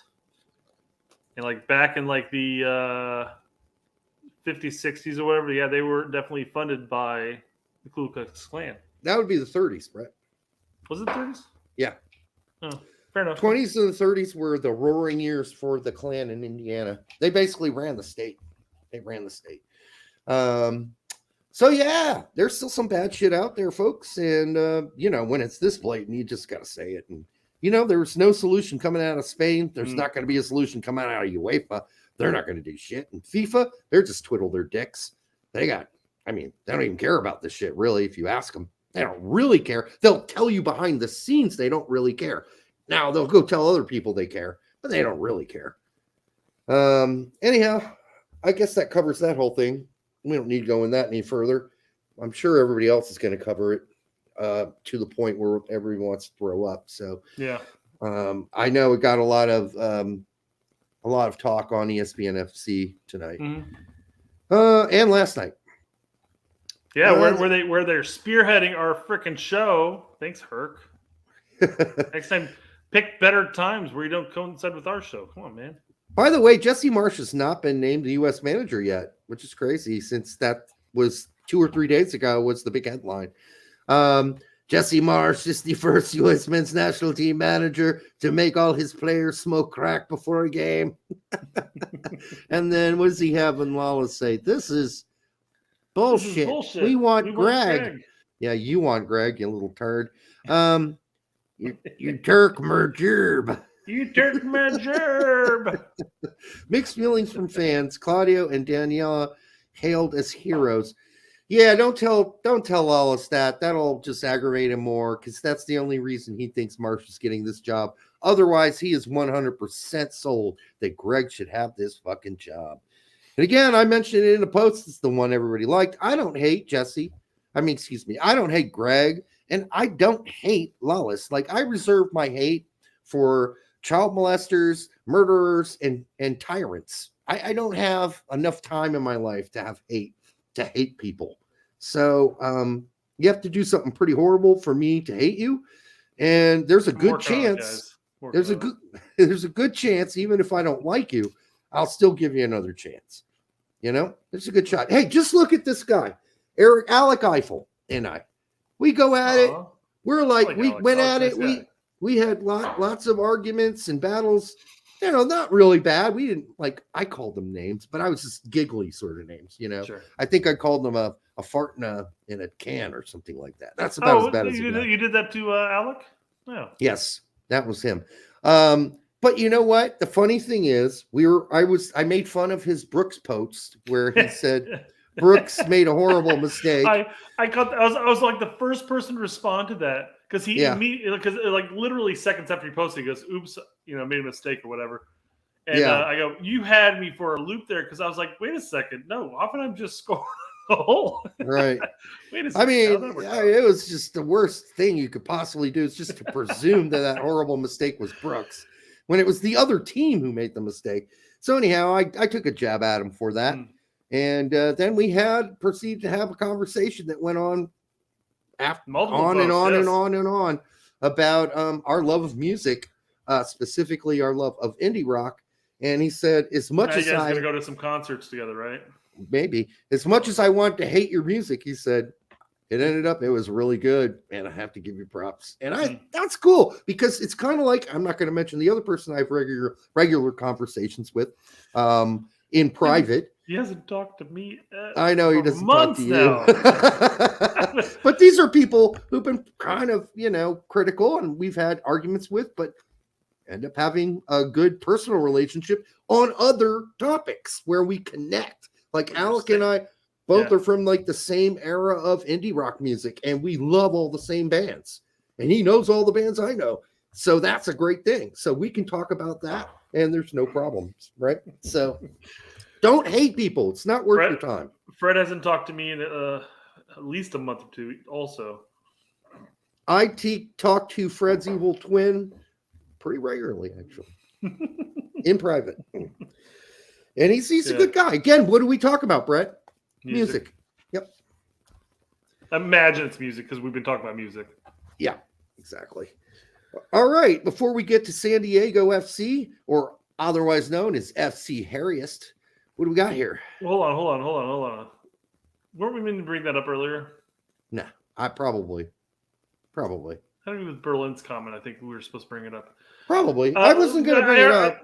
The Mitch Desi meme was supposed to lead us into the actual topic today of my system. So go ahead and bring up your Harry San Diego. Oh, I was just cracking a joke. You know why? Because the whole system they're building, new system, is going to be based on puberty. Mm-hmm. So all the players with hairy balls are going to be moved up to the next level. But the oddest thing, you're going to play for our B squad because you only have 3 hairs on your testicles. And I might have mentioned this, but Towns Brownlee was 5'4" on our soccer team. But he was the hairiest motherfucker you'd ever seen. Hairiest motherfucker. He had shit growing out of his fucking, the cheeks. He was shaving his freshman year. He had shit, just that shit. He had a 5 o'clock shadow at 9 a.m. And you consider that dude to be puberty personified. Mm-hmm. He was nowhere near the best player in our team. Nowhere close. So puberty, unbeknownst to San Diego FC, puberty and being a good player are not things that necessarily always come together like that. So they need to reevaluate the whole puberty stance there. You're saying there's no correlation. I just think that if they're going to follow this path down its logical conclusion, you're going to have 11 starters with just fucking hair pouring out their fucking shirts, fucking beards down to their goddamn chin, their sternums, hair just bursting out of their ears and shit. Yeah, Roy Kent, though. Roy Kent's a hairy motherfucker. He was hairy, but not a hairy ass. Good point. Yeah, good point. I don't know if they show his ass on them. I don't remember seeing it. Was his ass, Sean? No. I don't remember his ass on them. Anyhow. Yeah, good point. Good point. So, yeah, you don't build a team based on puberty. Let's just put it that way. You play it. You build it on skill level, etc. And because you can have a small little Christian Pulisic who might be, only 12 years old, but he's phenomenal. He's got 0 hair on his balls at 12. and it takes him till he gets to 18. Well, now that motherfucker's hairy. Pulisic's a hairy fuck now. But I don't know how soon he got that hair. So you can't base it on puberty. Jesse deserves a chance. There's no evidence to say anyone better wanted the job. Well, that's true. I mean, Thierry Henry, I don't think so. Not better. Not worse, maybe either. I don't know. He was flexible last year for Leeds. And 29 said on the straight red, that word is Jesse is willing to be flexible. Now, I know he said that, but let's keep in mind that 29 didn't talk man-to-man with Jesse Marsch, so I'm waiting for that to come out of Jesse Marsch's mouth. He's a better man than Gregg. That is true. 100%. But then again, so would someone raised by wolves. Yeah. I mean, listen, he deserves a chance, and if he gets the job, I'm going to give him a chance. There's no doubt about that. Yeah. But if I start seeing any of that Red Bull shit, I'm not going to be happy. I'm not, Brett. I'm just not. It just depends on how the team plays. If you see that Red Bull shit and all of a sudden we're beating teams 5-0, I think you'll be pretty happy.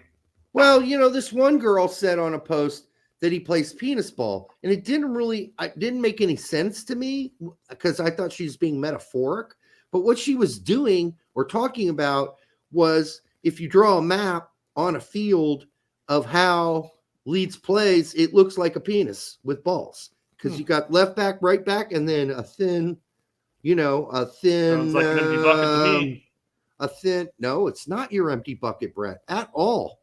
No, it's not. They play very thin. Like they'd be really good on NYC's field because they play so thin. Everything's smashed together in the middle. They don't use the wide lanes, is what the person was saying. I don't want to get too far into this because this is a non-talking point, but Bob Bradley's empty bucket relied on your backs to cover up and down the wings while Donovan and Dempsey pinched in. So, yes, it was a very narrow penis phallic-looking formation if you look at it. Yeah, I guess that the way that Jesse was playing with Struck and with Ayling as the left back and right back, we didn't really see them get forward a whole lot. So maybe that's why she's saying it's a penis. I don't know. I got her point once I thought about it, that she's basically saying balls and shaft. So, all right. Giovanni Corona, $2. Thank you, my brother. What English teams get relegated? Well, Southampton's gone. Yeah. Leicester's gone. They're not officially gone, but they're probably gone. And it's really between Leeds and Everton based on that last game. Do you think Bournemouth can beat Everton? I do. I really do think that Everton can be defeated. But do I think that Leeds can beat Tottenham? I do think they could because Tottenham looked like shit recently. But will they? I don't know. Leeds are chokers. They're gaggers. They're fucking they just don't have their shit together, man. They freak out when they got a lead. They give a goal back real easy after scoring. I'm going to say Leeds go down. I'm going to say Everton pulls out a tie and Leeds goes down. Even with a win, they go down anyhow at that point. Leicester, they're just fucked. I mean, they played well today, but I mean, they played on their back heels for 80% of the game, Leicester. So it's not like, I mean, they got crushed for the most part. They almost pulled it off at the end. They almost snuck one in, Leicester today at the very end. So that's my picks. What else we got? Thanks for the $2 there. Back to the Jesse conversation here because this is the big topic of the day. We got a bunch of talking points for this. So, Derek, you've sent me over a couple of articles. Having to deal with the couple articles that irritated and their coaching hunt. It irritated me. So here we are on goal.com, right? What's the headline say? U.S. men's national team makes Jesse Marsch its top manager target as a marathon coaching search nears conclusion. Marathon? No, the marathon was hiring the fucking sporting director, you dumbass. We've been only searching for a coach since the Sporting Crocker got there, and that's been what, weeks? Just a handful of weeks, 3 weeks, Brett. Mm-hmm. So no, that's not a marathon, motherfucker. I don't know what kind of marathons they run where you're from, but that's a pretty short fucking marathon. That's just, if you're going to make a headline, at least make it close to being like correct, because the marathon coaching search just got started, dude.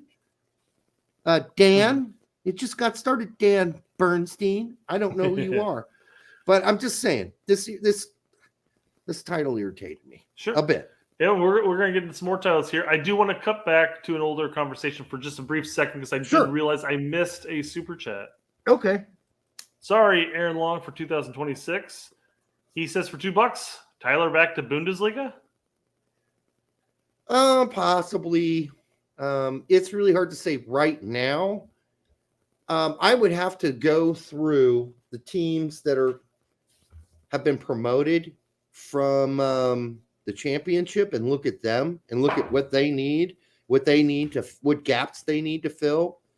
I'd also need to start looking at some of the mid to lower table teams in the Premier League currently, and really take a good look at where Tyler would fit in with any of them. Because Tyler, as we said, is a very specific kind of player.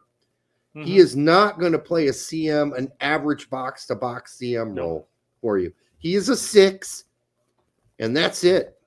That's all he's going to play for you. So you need to find a team that plays a 6. And if you can't find one, then, he'll play wherever they play a 6. So Jason Gonzalez or Torrega, $1.99. Thank you, brother. Anything on Hoppy? Technically, he's a Prem player. Well, Hoppy got like a handful of minutes this weekend. I thought you meant all season. No. Let me see. I do have it here somewhere. Hoppy got 10 minutes. The last 10 minutes in their loss to Rangers. Hoppy, technically, he's a Premier League player. Not really, because he plays. Oh, he got called. You mean because Middlesbrough is going to go up? No, they're not, though. That's the thing. Yeah, Chambers said that, and he said, wait, my bad. Hold on. Yeah, they lost, dude. They're going to be stuck in the championship. And apparently, he's not even good enough to play in the championship because they shipped his ass off to Hibs. So, Hoppy, as we said this in an earlier show, Hoppy's got to pull some shit together, man. He's got to figure out what he's doing wrong and then go back and look at what he was doing right in Schalke. Now, my only thing I can think of is whatever he was doing right in Schalke to be advanced up out of the youth teams and be thrown into the Schalke starting lineup and score those goals was that they had no other option, number one. Or B, whatever behavior he had there, he thought that's how you should behave going forward, and maybe that behavior wasn't acceptable. But also it could be that that behavior is acceptable at the team he was at, but it's not acceptable at any of the other teams he's been at because Mallorca wasn't ready to put up with any of his shit. Any of his, hey, fucking coach, why aren't I playing shit? Like, a lot of coaches don't want to hear that shit. You sit your ass down and keep your mouth shut. And so, it's going to really depend on what's been going wrong for Hoppy. And again, I could make some phone calls and figure it out, but I told Brett I really don't want to because I don't want to hear bad news. But at some point, I'm probably going to have to do that because, we all had high hopes for Hoppy, and it's just been bumpy. It's been bad lately. It's been bumpy and bad. I agree with Joey here. It's Stu Holden's fault. How's that? Well, because he's a partial owner at Mallorca. Not anymore. I mean, he's not at Mallorca, so it doesn't matter. I know. Sure. But, I mean, if Mallorca would have played him, who knows where he'd be at this point. I mean, we did tell people to tweet it. Stu back when he was at Mallorca, and it didn't work. But, he's a very small-time owner at Mallorca, so let's go easy on Stu. That was mostly a joke. Speaking of Hoppy, I figured this is a great time to bring up the CONCACAF has released their 60-man preliminary rosters for Nations League. 60? So I bring this up now because I was going to bring it up later, but the Hoppy tweet our super chat really made me have to jump ship to this topic real quick because look who's included. You can't read It's that, so can you? small, yeah. Hoppy? Hoppy is included. So this is for, come again? Nations League. All right. Well, we know who's leaving on most of this, right? Do what? Aronson will stay. Tyler will be there if he's healthy. Areola is a maybe. Balogun's there. Booth is probably there. Tyler Boyd of Los Angeles Galaxy. I didn't know Tyler Boyd left Turkey. No, you did. You just forgot. Yeah, probably. I don't remember it though. Yeah, I think I said something to you about it a while back. Brooks. Yeah, okay. So far, so good. Luke Bucio's going to get cut. Drake Callender will get cut. Reggie Cannon is a maybe. Cardoso has a shot. De La Torre will stay. Dess will make it. Jesus is listed. Okay, well, we'll see because you never know. They love them, some Jesus at the U.S. men's national team. Marlon Fossey is nice to see on here, honestly, because he's had a really good season with Liège. Gressel, I don't even know why he's on here. What's the fucking point of a guy who's not only too old to really make a difference going forward, but he's not even that good? I don't get this. Well, he got his fucking green card. Congratulations. You have to remember there's 60 names on here. After about the 30th player, it's gonna get thin. Brett, why do we do this? Why is everybody does this? No, everybody in CONCACAF. I know, but why are we doing it? Fuck by now. Injuries. This is like the ultimate reach around list. It's like we're gonna give you all a little pinch on your fucking prick right now. We're gonna give you a little squeeze just on the tip, so you know we care. Just so we know you care. But that's all you're getting. But we know most of this is garbage. A lot of this is garbage. Sean Johnson makes it again. I don't think that's going on. DeJuan Jones, probably not. Richie Ledesma, probably not. Aaron Long, God help us, no. McKenny and McKenzie will be there. Miazga's probably got a shot. Mihailovic, I mean, you're giving him a gift because he ain't playing that great. Shaq Moore, get the fuck out of here with that shit. Aiden Morris, so, I mean, I can deal with it, but I highlighted Aiden Morris because Aiden Morris is also included in Canada's preliminary 60. Oh, give me a break. Canada. So it looks like Canada is aiming to pull over the Aiden. They need to go squeeze a tube of maple syrup. Stands a better chance playing there. He does. Jordan, Morris, yeah, that's not surprising. Okay, so that's 60. Did we just go through? No, okay. Musa didn't play much this. He came in for like the last handful of minutes for Valencia, by the way. So he wasn't on the field when all that bullshit was happening with Vinicius Jr. Jalen Neal, a little too early probably. Yeah. Eric Palmer Brown, man, he couldn't have had a worse fucking season at the end of that season. They are in 18th or 19th, somewhere around there. Pepi, yes. Acosta, of course. Paxton Pomacall, my butt. Christian Pulisic, yes. Reyna, yes. Brian Reynolds, maybe. Chris Richards, maybe. I mean, probably yes. But I would like to see him fucking play some. Be nice. It's not, I guess. Yeah. Anthony Robinson, of course, Jedi. Miles Robinson, yeah. Christian Roldan, I've seen enough. We've all seen enough. Please, no more Roldan. James Sands, no thank you. Josh Sargent, okay. Joe Scally lost his starting spot at Gladbach the last few weeks. PFOC, no, sorry, dude. That all ran out. Not for Nations League, no. Alan Sonora, maybe Gold Cup, who knows? Alan Sonora needs to get fucking played time in Mexico. So no. Zach Steffen, yeah. Tessman, I mean, I'd like to see it. I don't know if it's going to happen. Tim Tillman, okay. There's only one Tillman. Where's Malik?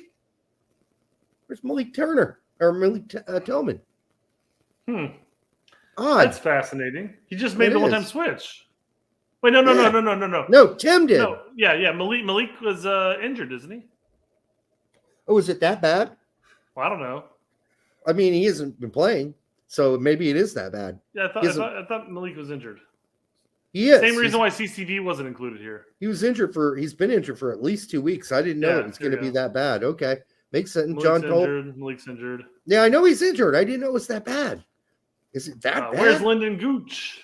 No, Gooch got the fucking rub, man. Yeah, I mean, there's a number of players on this roster that I would have rather have seen Gooch take over. I mean, Gooch over fucking Shaq Moore every day of the fucking week. Seriously. What are we doing here? What are we doing? You beat me to it. All right. Tolkien, probably not. Trusty, maybe. Turner, yes. Brandon Vasquez, better start scoring. Vasquez. There you go. Weah, yes. Haji Wright, maybe. Yedlin, get the fuck out of here. Jackson Ewell, you cannot be serious.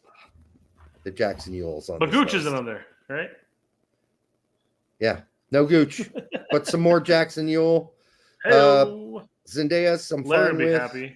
And Zimmerman, we expect. So, John says that Mexico only named 30 or 43. Canada only did 50. I don't know why we have to put out 60. Like I said, it's like everybody gets a fucking little tap on the fucking cockhead. Why? There's just no need to do that.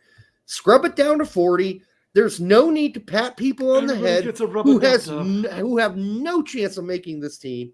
There's no reason to hand out fucking reach arounds. You just call the guys that you think really have a serious chance at making the squad.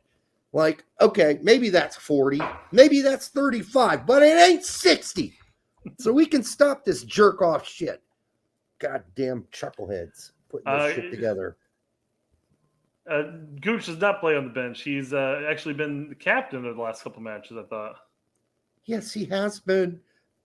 Mr. Corona, go check out Transfer Market or whatever, US Soccer Way, or whatever site you want to check out.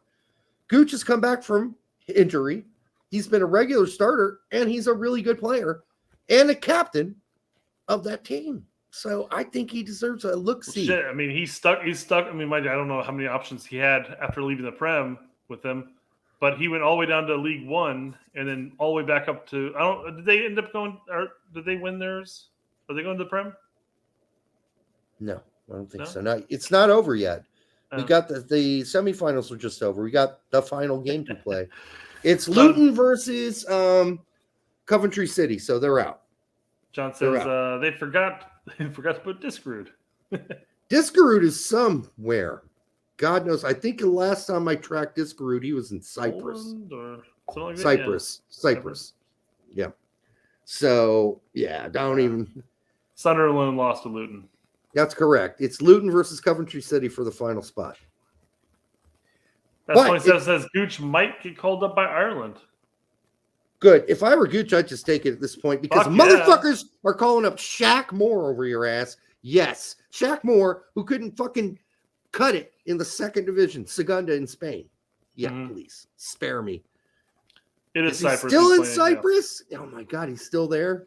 I stopped caring. He's got to be like 34 at this point? He's got to be old. You just go where go where they'll pay you at this point. I bet he's more like 32, 33 than 34. But you could be right. You could be right now. I don't know. I'm guessing he's 32. Is he 32? Yeah. Just ask me.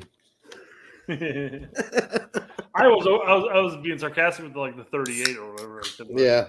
I mean, I knew he had to be relatively old. He's been in the system forever. I think it's like the 2010 cycle. I tell you what. I mean, I can't believe that Shaq Moore's on here. I can't believe Jackson Ewell is on here. And there's so many. There are others. I'm not going to go through all of them. But, I mean, why are you gifting players that don't deserve this gift? I said reach around. That's probably not the right word. But it's kind of like a pat on the butt for doing what is the question. I mean, I don't know why this is this. Everyone gets a trophy. We back to that. Everyone gets a trophy. Yes. You know, I mean, you look at a player like Jackson Ewell and you think, this guy's got no vagina in his game. No vagina. He's got no touch. He's got no softness in his game. He does not know how to do. He's just I don't know. He plays like a battering ram most of the game, and that's about it. I mean, he runs a lot, but he's not the kind of guy that's going to do all these nice touch passes or kick you in a beautiful fucking through ball that's perfectly weighted that you can run onto and finish. It's just not Jackson Ewell. I don't know why he's on here. We know who Ewell is, and he ain't good enough. All right, Alexis show the blah, blah, blah. Okay, U.S. soccer fans are split on the rumored hiring of former Leeds boss Jesse Marsch as Alexi Lawless rips USSF silly delay ahead of June. Hey, Lexi's right about this, by the way. If Jesse Marsch is as good as done, let's just announce it and get it over with. But that's not what I'm hearing, Brett. I'm hearing it ain't good as done, and there's still a lot of negotiations going on. Sure. I mean, I guess my take on that would be is, do you want his first camp as manager to be the Nations League finals?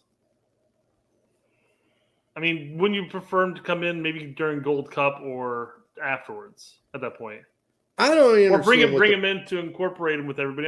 I'm just saying we're going into a tournament style here. So I mean, wouldn't you want somebody who's been part of the system going into these final two matches? I would say yes normally, but not with Jesse Marsch. I would say no. I think it's fine, but why? Because Jesse Marsch already plays a 4-2-3-1, so it's not like we're changing systems or changing formations. He's not going to ask the guys to play Red Bull ball immediately. There's no way he does that. So switching from Hudson to Marsch probably is not a huge difference. He'll probably pick the same exact players because he knows our pool backwards and forwards. I just don't think it would be that big of a difference. I would wager he probably wouldn't rock the boat anyways. First coming in that type of a game. I mean, similar to like how when he went to Leeds from the get-go and relegation bound. I mean, he basically tried to play the players he could at the positions they could play at, not really rock the boat in that sense. Chris Gary says they promised Hudson in the summer, I think. Probably. I don't know why they promised him anything, but well, they were talking about how they weren't even planning on to announce a coach until the end of summer. So this might be why they're dragging their feet. Who knows? And it looks like that could be true. And if that is the case, I know it was a Chicago website that leaked the Jesse story. And everybody latched onto it like it's true. And I know that 29 was on here saying that it's true too. Mm-hmm. But what I'm talking with my peeps, they say, hey, man, don't jump the gun. And when I say my peeps, I mean people who are in the know. They say, don't jump the gun quite yet. This ain't a done deal. If we're a done deal, we would have heard about it already. It ain't a done deal. You haven't heard a peep out of U.S. soccer yet. Could be a done deal, but if it's a done deal, then just announce it. Get it over with and say, Jesse will start after this tournament. And they get it over with. But it doesn't sound like it's done. So, I don't know. We'll see what happens there. So, anyhow, that is the preliminary roster. We could have saved that for Thursday. I imagine we're going to start hearing some new stuff coming up as the season's end, and we're getting closer to Nations League. Is this to us? Yeah, because my post was I have not my system again. Are you guys really going to double down on Marsch bringing his Red Bull system to the men's national? What does he mean? Like we've been saying, I especially been saying, no, thank you. No. You're saying that if he does get brought in, that he will bring the Red Bull system. No, you're saying no, thank you to the Red Bull system. Period. But you're saying that if Marsch comes in, you believe that he will bring his system in. No, what I said was he better not bring it in. That's different than saying he will. I'm saying you better not, motherfucker. All right? That's what I said to Jesse. Don't bring that shit in here. Please do not. Or else I don't want him at all. Well, I I feel like you can bring elements of it, but don't bring that whole fucking shit in. I was gonna say, I feel like he's got to be smart enough to realize that obviously there's a difference between club and country. But then we had 3.5 years of Berhalter ball where he treated it exactly like a club team. Club, yeah. So, yeah, I don't want to jump to any conclusions, but I also don't necessarily want to exclude his history. I mean, of course, he's only coached club ball, so at that point, it's fine to say, this is my system, this is what I'm bringing to the club, this is how we're going to play, and you move forward on that. But yeah, you guys have always talked about how his inability to be flexible at a club level is scary when it comes to the national team. But I mean, as long as he realizes that this isn't a club and you have your set players, these are the players you're going to play in, and there's some flexibility as far as who you could bring in over other people, but not a whole hell of a lot if you're calling in the right people. Right. So, I mean, you can't necessarily play your system. Okay, listen. We all thought, and even Gregg said at some point to Lawless, I realize I won't be able to run this team like a club, so I've got to be flexible. He said that in an interview 3 years ago. I was going to say, like 8 months ago? Going into the World Cup? Years ago, Gregg said that in an interview. What did Gregg proceed to do? Run the team like a club team. Mm-hmm. So, Jesse could come in and massage this and say the same thing. Sure. And then go do what Gregg did. Now, I'm hoping that Jesse's not as stupid as Gregg. But then when I watched what Jesse just did at Leeds, where he fucked himself by being super stubborn, yeah, I'm a little concerned that he's that stubborn. I really am. And if I wouldn't be concerned at all if I didn't. If this were some guy like Denise in Argentina, the manager of Fluminense, I have no problem because I know that guy will just do whatever he can with whatever guys he has around, and he'll build a team that works. And he might do it totally unconventionally based on who he has in his pocket, right? And I'm hoping Marsch is not as big of a liar, Chris, as Gregg. Because he must have lied to Crocker. Everything, yeah. But now we heard from Diego on the last show that he thinks he's heard that Jesse's already said he understands this is not a club team. I want to hear it out of Jesse Marsch's motherfucking flabbery ass lips. Maybe you'll hear it whenever he's actually announced. Will we hear it? Well, I want to hear it before he's announced. Frankly, that's what I'd like to hear before he even announced it. I'd like to see him do an interview with ESPN where they go, we hear you're candidate for the U.S. men's national team job, and we wanted to talk to you about your vision for the team. Just him and Herc or something going at it, having a 10-minute discussion about it. 5 minutes. I'll take 5. But I want it because Herc's going to ask him that. Herc's going to ask that question. Mm-hmm. And by the way, do not tune into Herc right now. I know they're on, but he does not have Jesse Marsch on his show. We'll be off in just a few. We're already hitting our 2-hour marker here.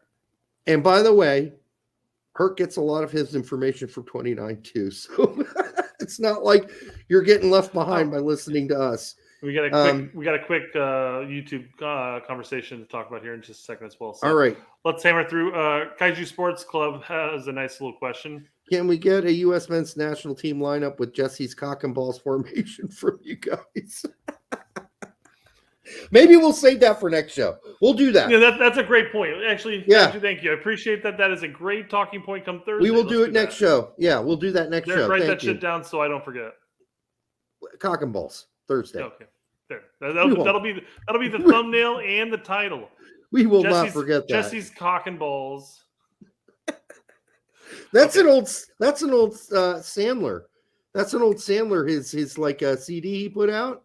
Yeah. With the grandma, the old senile grandma, goes up to it's like his grandson has a girlfriend, and she goes up to him and goes, "Hi, Mary. It's nice to meet you. Oh, so I hear you like my son's cock and balls. You like his cock and balls?" And she's like really embarrassed. Like, what? I mean, they're fine, I guess. Yeah. Oh, you really like it? Do you like the balls better or the cock better? Anyhow, it's great skit. All right, Florian Balogun, head and shoulders better, says Charlie. Uh-oh. So this could get ugly. This is another heated debate of Charlie and Heath and Jimmy poking the beehive. Why Jimmy's just being lazy, sitting back and laughing at all this shit while fucking Heath and Charlie are ripping at each other's fucking throats. It's been hilarious lately. I didn't see this one though. So basically the gist, and we'll listen to the argument here in just a second, but basically the gist of it is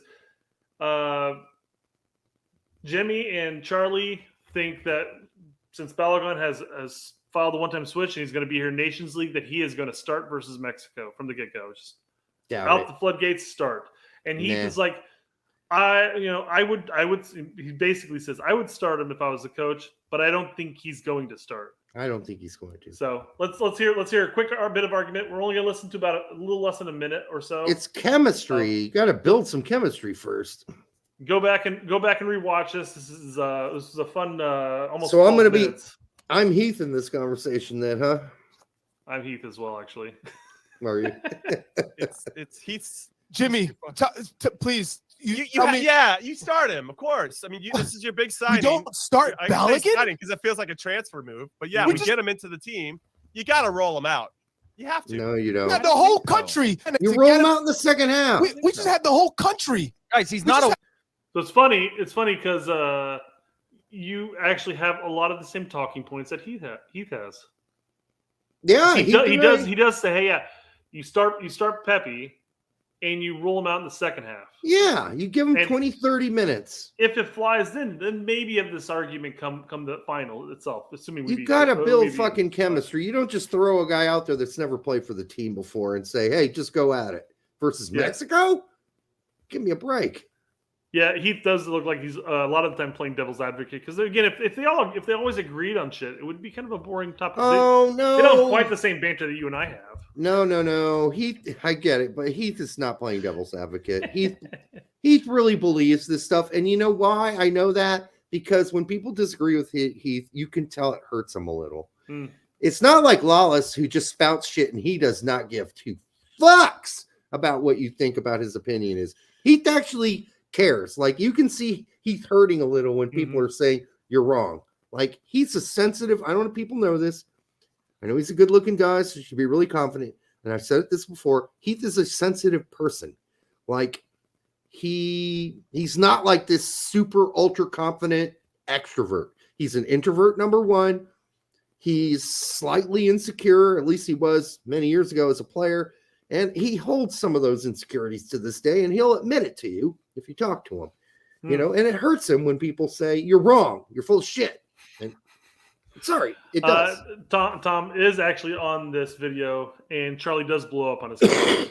It's again, go back and watch 12 minutes. It's a fun and quick 12 minutes, but let's we're watching 12 minutes of this shit? No. I'm telling people to go and do that. We're only going to listen to Heath's comments here, and and Charlie's quick but to the point rebuttal. So okay. Yeah, the whole country. He's not the one-stop come shop. together. He's not the one-size-fits-all to fix our problems with the national team. Our national team still has to play as a team against Mexico in a semifinal. Amen. Throw him on the field. That doesn't mean he has any ability to connect with those players around them. Yep. I'm not saying that. I don't care. Okay. I don't care. He's got to score goals. We need someone to score goals. He's got to score goals, and yes, I think Balogun would probably get a couple opportunities to put away a goal, and he might put him away too. But I agree with Heath's take on this, and I know that as far as this is actually a fun group to watch on our sense because there are times where we absolutely disagree with Charlie. There have been times where we've absolutely agreed with Charlie, and then there are times where we disagreed and agreed with Heath. And usually, again, Jimmy's just there. Jimmy's just there to poke the bear, you know. Yeah. Well, in this case, he just left. Yeah. But I mean, 100%. I agree with Heath on this. Is Balogun better than our other strikers? I don't know how you can say that he's like 100% going to be better starting than Pepi is because Pepi knows these guys. He has chemistry with these guys. He's going to play better, I think, off the bat in the starting position. Now, Balogun just needs some 20 minutes here, 30 minutes this game, maybe 40 minutes the next game. Maybe he starts the third game, but you can't just pop them in there and say, hey, you got to practice with them, right? Practice. And Adam does mention it because they do talk about this somewhere in the 12 minutes, where basically maybe what you do is you gauge how he's interacting in that 12 minute or in that the lead up to the game, and maybe you pull in a couple of the key players, the Adams, the Pulisic, and stuff like that, and say, hey, how are you feeling with this? What if we thought about possibly starting him? Do you think? Oh, now we got to involve everybody in the decision making. That's No, come on. Well, I mean, these are all former players. So, I mean, they're going to think like a former player would. If I'm Pepi, I'm thinking, what am I, fucking chopped liver? I just scored a bushel of fucking goals in goddamn the worst team in Holland. The worst team. I play on the shittiest team ever in the Dutch league, and I scored shitloads of goals. And what? I get nothing for that? I don't understand that. Could you imagine they pull Pepi in and say, "Hey, Pepi, we're thinking about starting Balogun. What do you think about that?" You would fucking not be happy. And there's no way I'm pissing off Pepi this straight out the box like that. I bring Balogun in and I say, "Listen, dude, we're going to ease you in. We're going to have some training. We're going to see how that works out, and then we're going to start giving you 20 and then 30 minutes, and then maybe you start like the second or third game, maybe fourth game. But we're going to ease you in and get the chemistry building first. We're not just going to plop you in there, because that's the other thing that could happen. What if Balogun, you just plop him in there with no chemistry at all? You have just the training chemistry to work on to bring to the game, and then he is horrible. Like he can't get the ball. Nobody knows where he's going to be. Okay. Are you sure you didn't watch this video? Because again, you're saying everything that Heath says. Well, then maybe we don't need to listen to Heath. Because I'm not doing it anymore. This is it. We're already done with Heath and everything. That's the point, though. What if Balogun, you throw him in there to the wolves right away? He's got no chemistry with the other players, and he has a horrible game. That's not good for him either. That's going to not help the team. So he needs to be eased in to build that chemistry. Like I said, he could come in the 60th, 65th minute in the first game. That's not like he's getting insignificant amount of time. He's getting some good time. But you start with the guy, Pepi, who understands the team, understands the chemistry with his other players, which, by the way, he has. What are we just pretending? Pepi has no chemistry with Pulisic and Weah and all the other guys? We're just going to pretend that never happened? Because he's a good player, and he proved it this year in Holland, playing for a shit team. Shit. Absolute garbage. So I'm not just telling Pepi to go kiss off in the wind this fast.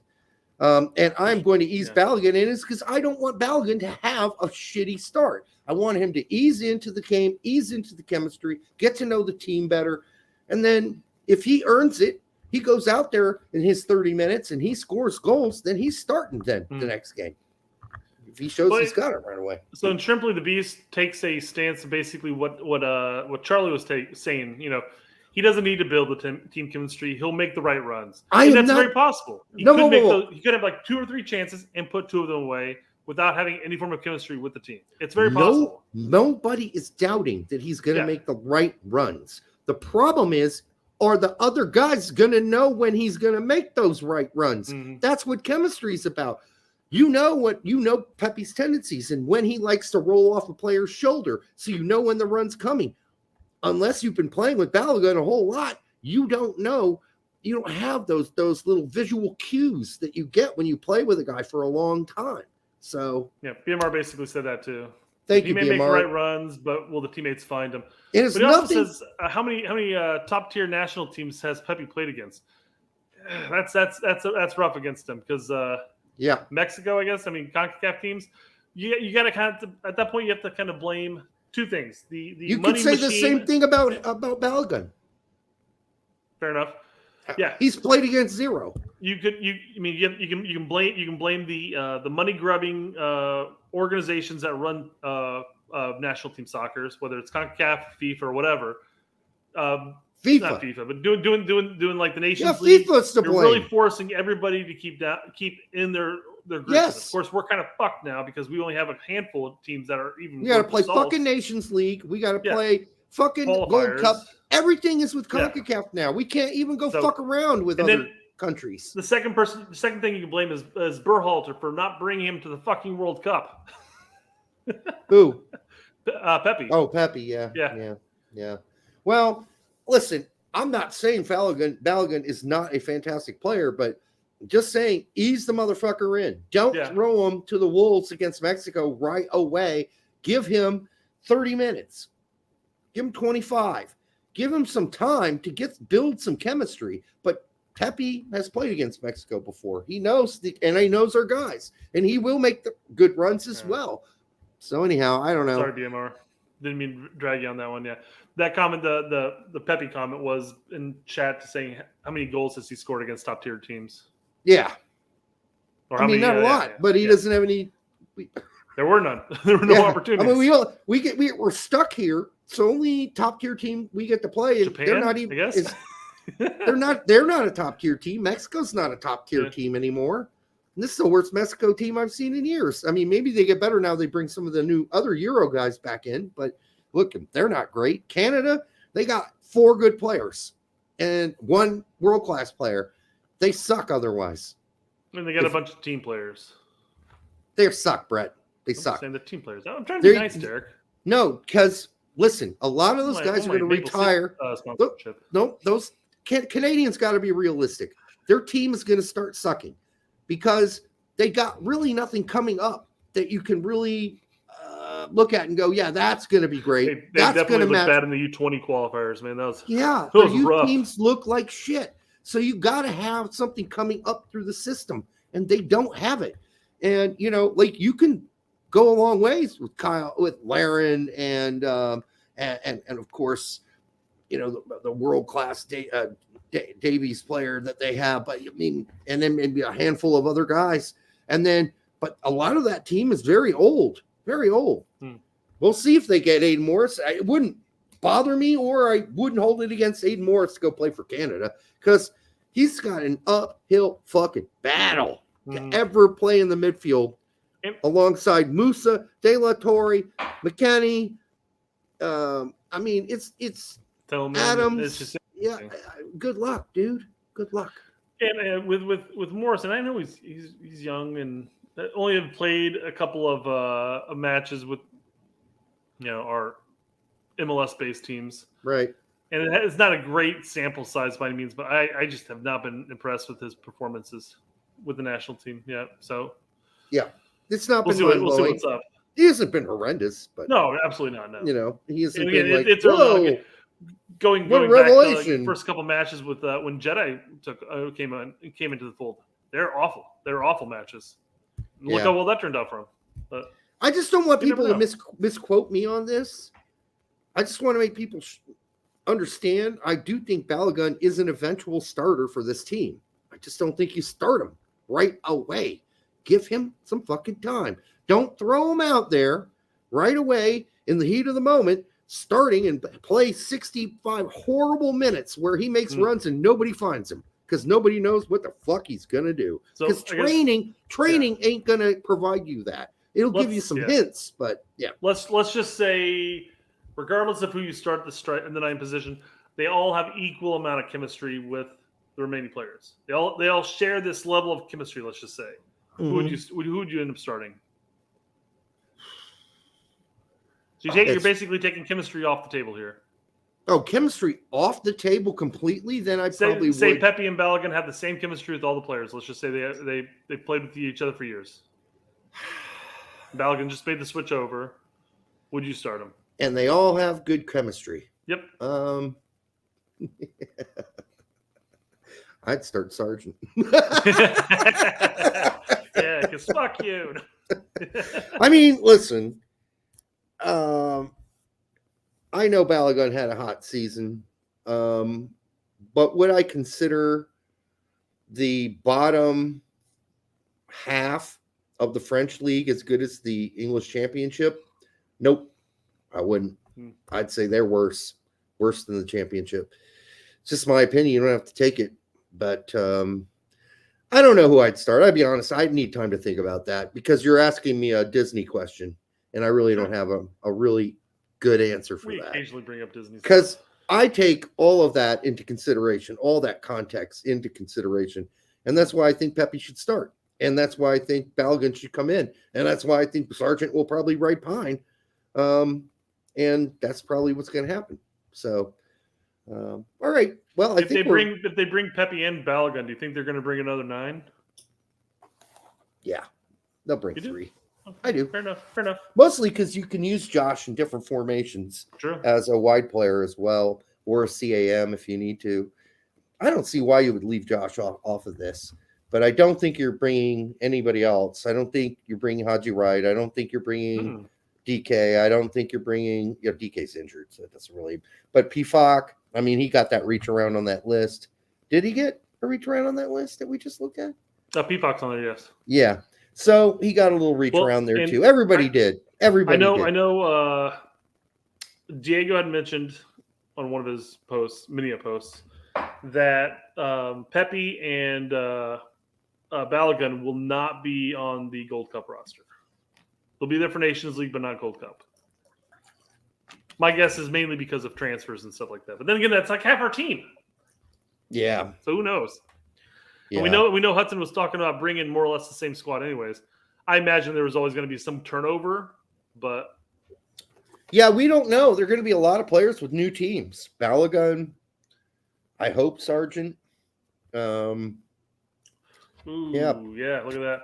Everybody got a reach around except for Mendez. Well, my question would be, why would he deserve one? Why would Yule get one? Oh, I would agree with that. Take Yule off and give Mendez the reach around. There's a couple of players on that. Again, just like Gooch, there's a couple of players on there I would absolutely take off and throw them on. I guess you're right, because there's 60 of them. Yeah. And Come on. that's a big bukkake. And I think that needs to be trimmed down to at least what has Ledesma really done that Mendez hasn't? Mendez at least got playing time on his top 5 team. No. Again, he has, but he's been benched for 5-6 weeks now. Okay, and coming so off the bench, and he's not getting the minutes time. he used to. Not getting the minutes he used to. Still, he had significantly more time. And I know Ledesma's been in with New York City. He's been playing there and playing well. So I guess you can make that argument there. But again, you still have a couple of players on there that are big fucking question marks. You know, but it's a preliminary roster. I mean, they're not going to be there regardless. I mean, with a list that long, you would think a player like Parks, who's been hard as a rock forever, would get a little bit of a squeeze. Nope. Sardis. Oh, Jesus. Why not instead of Paul McCall? Why not Parks? I mean, I know everybody's still high on Paul McCall, but why are they high on Paul McCall? What has Paul McCall done? It's just the youth expectations carrying over. No, yeah. Well, stop, because it's done. Paul McCall has been a guy who is, I don't know if you've noticed it, Brett. Most people have. Since he's come back from the injuries, he's no longer quick. He can't make the quick cuts anymore. He's basically a straightforward, a straight back guy. He's lost speed. He's lost quickness. Jordan Morris, what you're saying. Well, Jordan Morris has actually recovered some of it since we last said he had slowed down. So he's working on it. So saying slower. Yeah, but he's still slower. That was the big complaint on when he was actually playing the Camp Strudel or whatever. Oh my God, he was slow as fuck. It was just like, it was ridiculous. People are just blowing by him. Yeah. I mean, it was unbelievable in training and in the games. Just blowing by Paul McCall like he was standing still. So, all right. I think that's it for tonight, guys. We want to thank you for tuning in as usual. Make sure you like, subscribe, share it with grandma. I mean, seriously, hit the fucking like button. I mean, we had 2,000 people watch the show. You can't tell me the last show. And come on, it's not that hard. Just take your full Angie. You don't even have to slam it. You just touch it. Just beep, beep, hit the button. Like. All right, until the next time on the Straight Red Card, make sure you like, subscribe, share it with your grandma. And yeah, no stepsister joke tonight. Good night.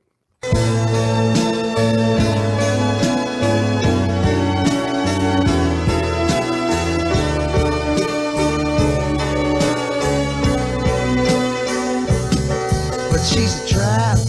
She's an unsung novel. Turn a lap and get your whole world dazzled on the line. Or a phone call with or without wine.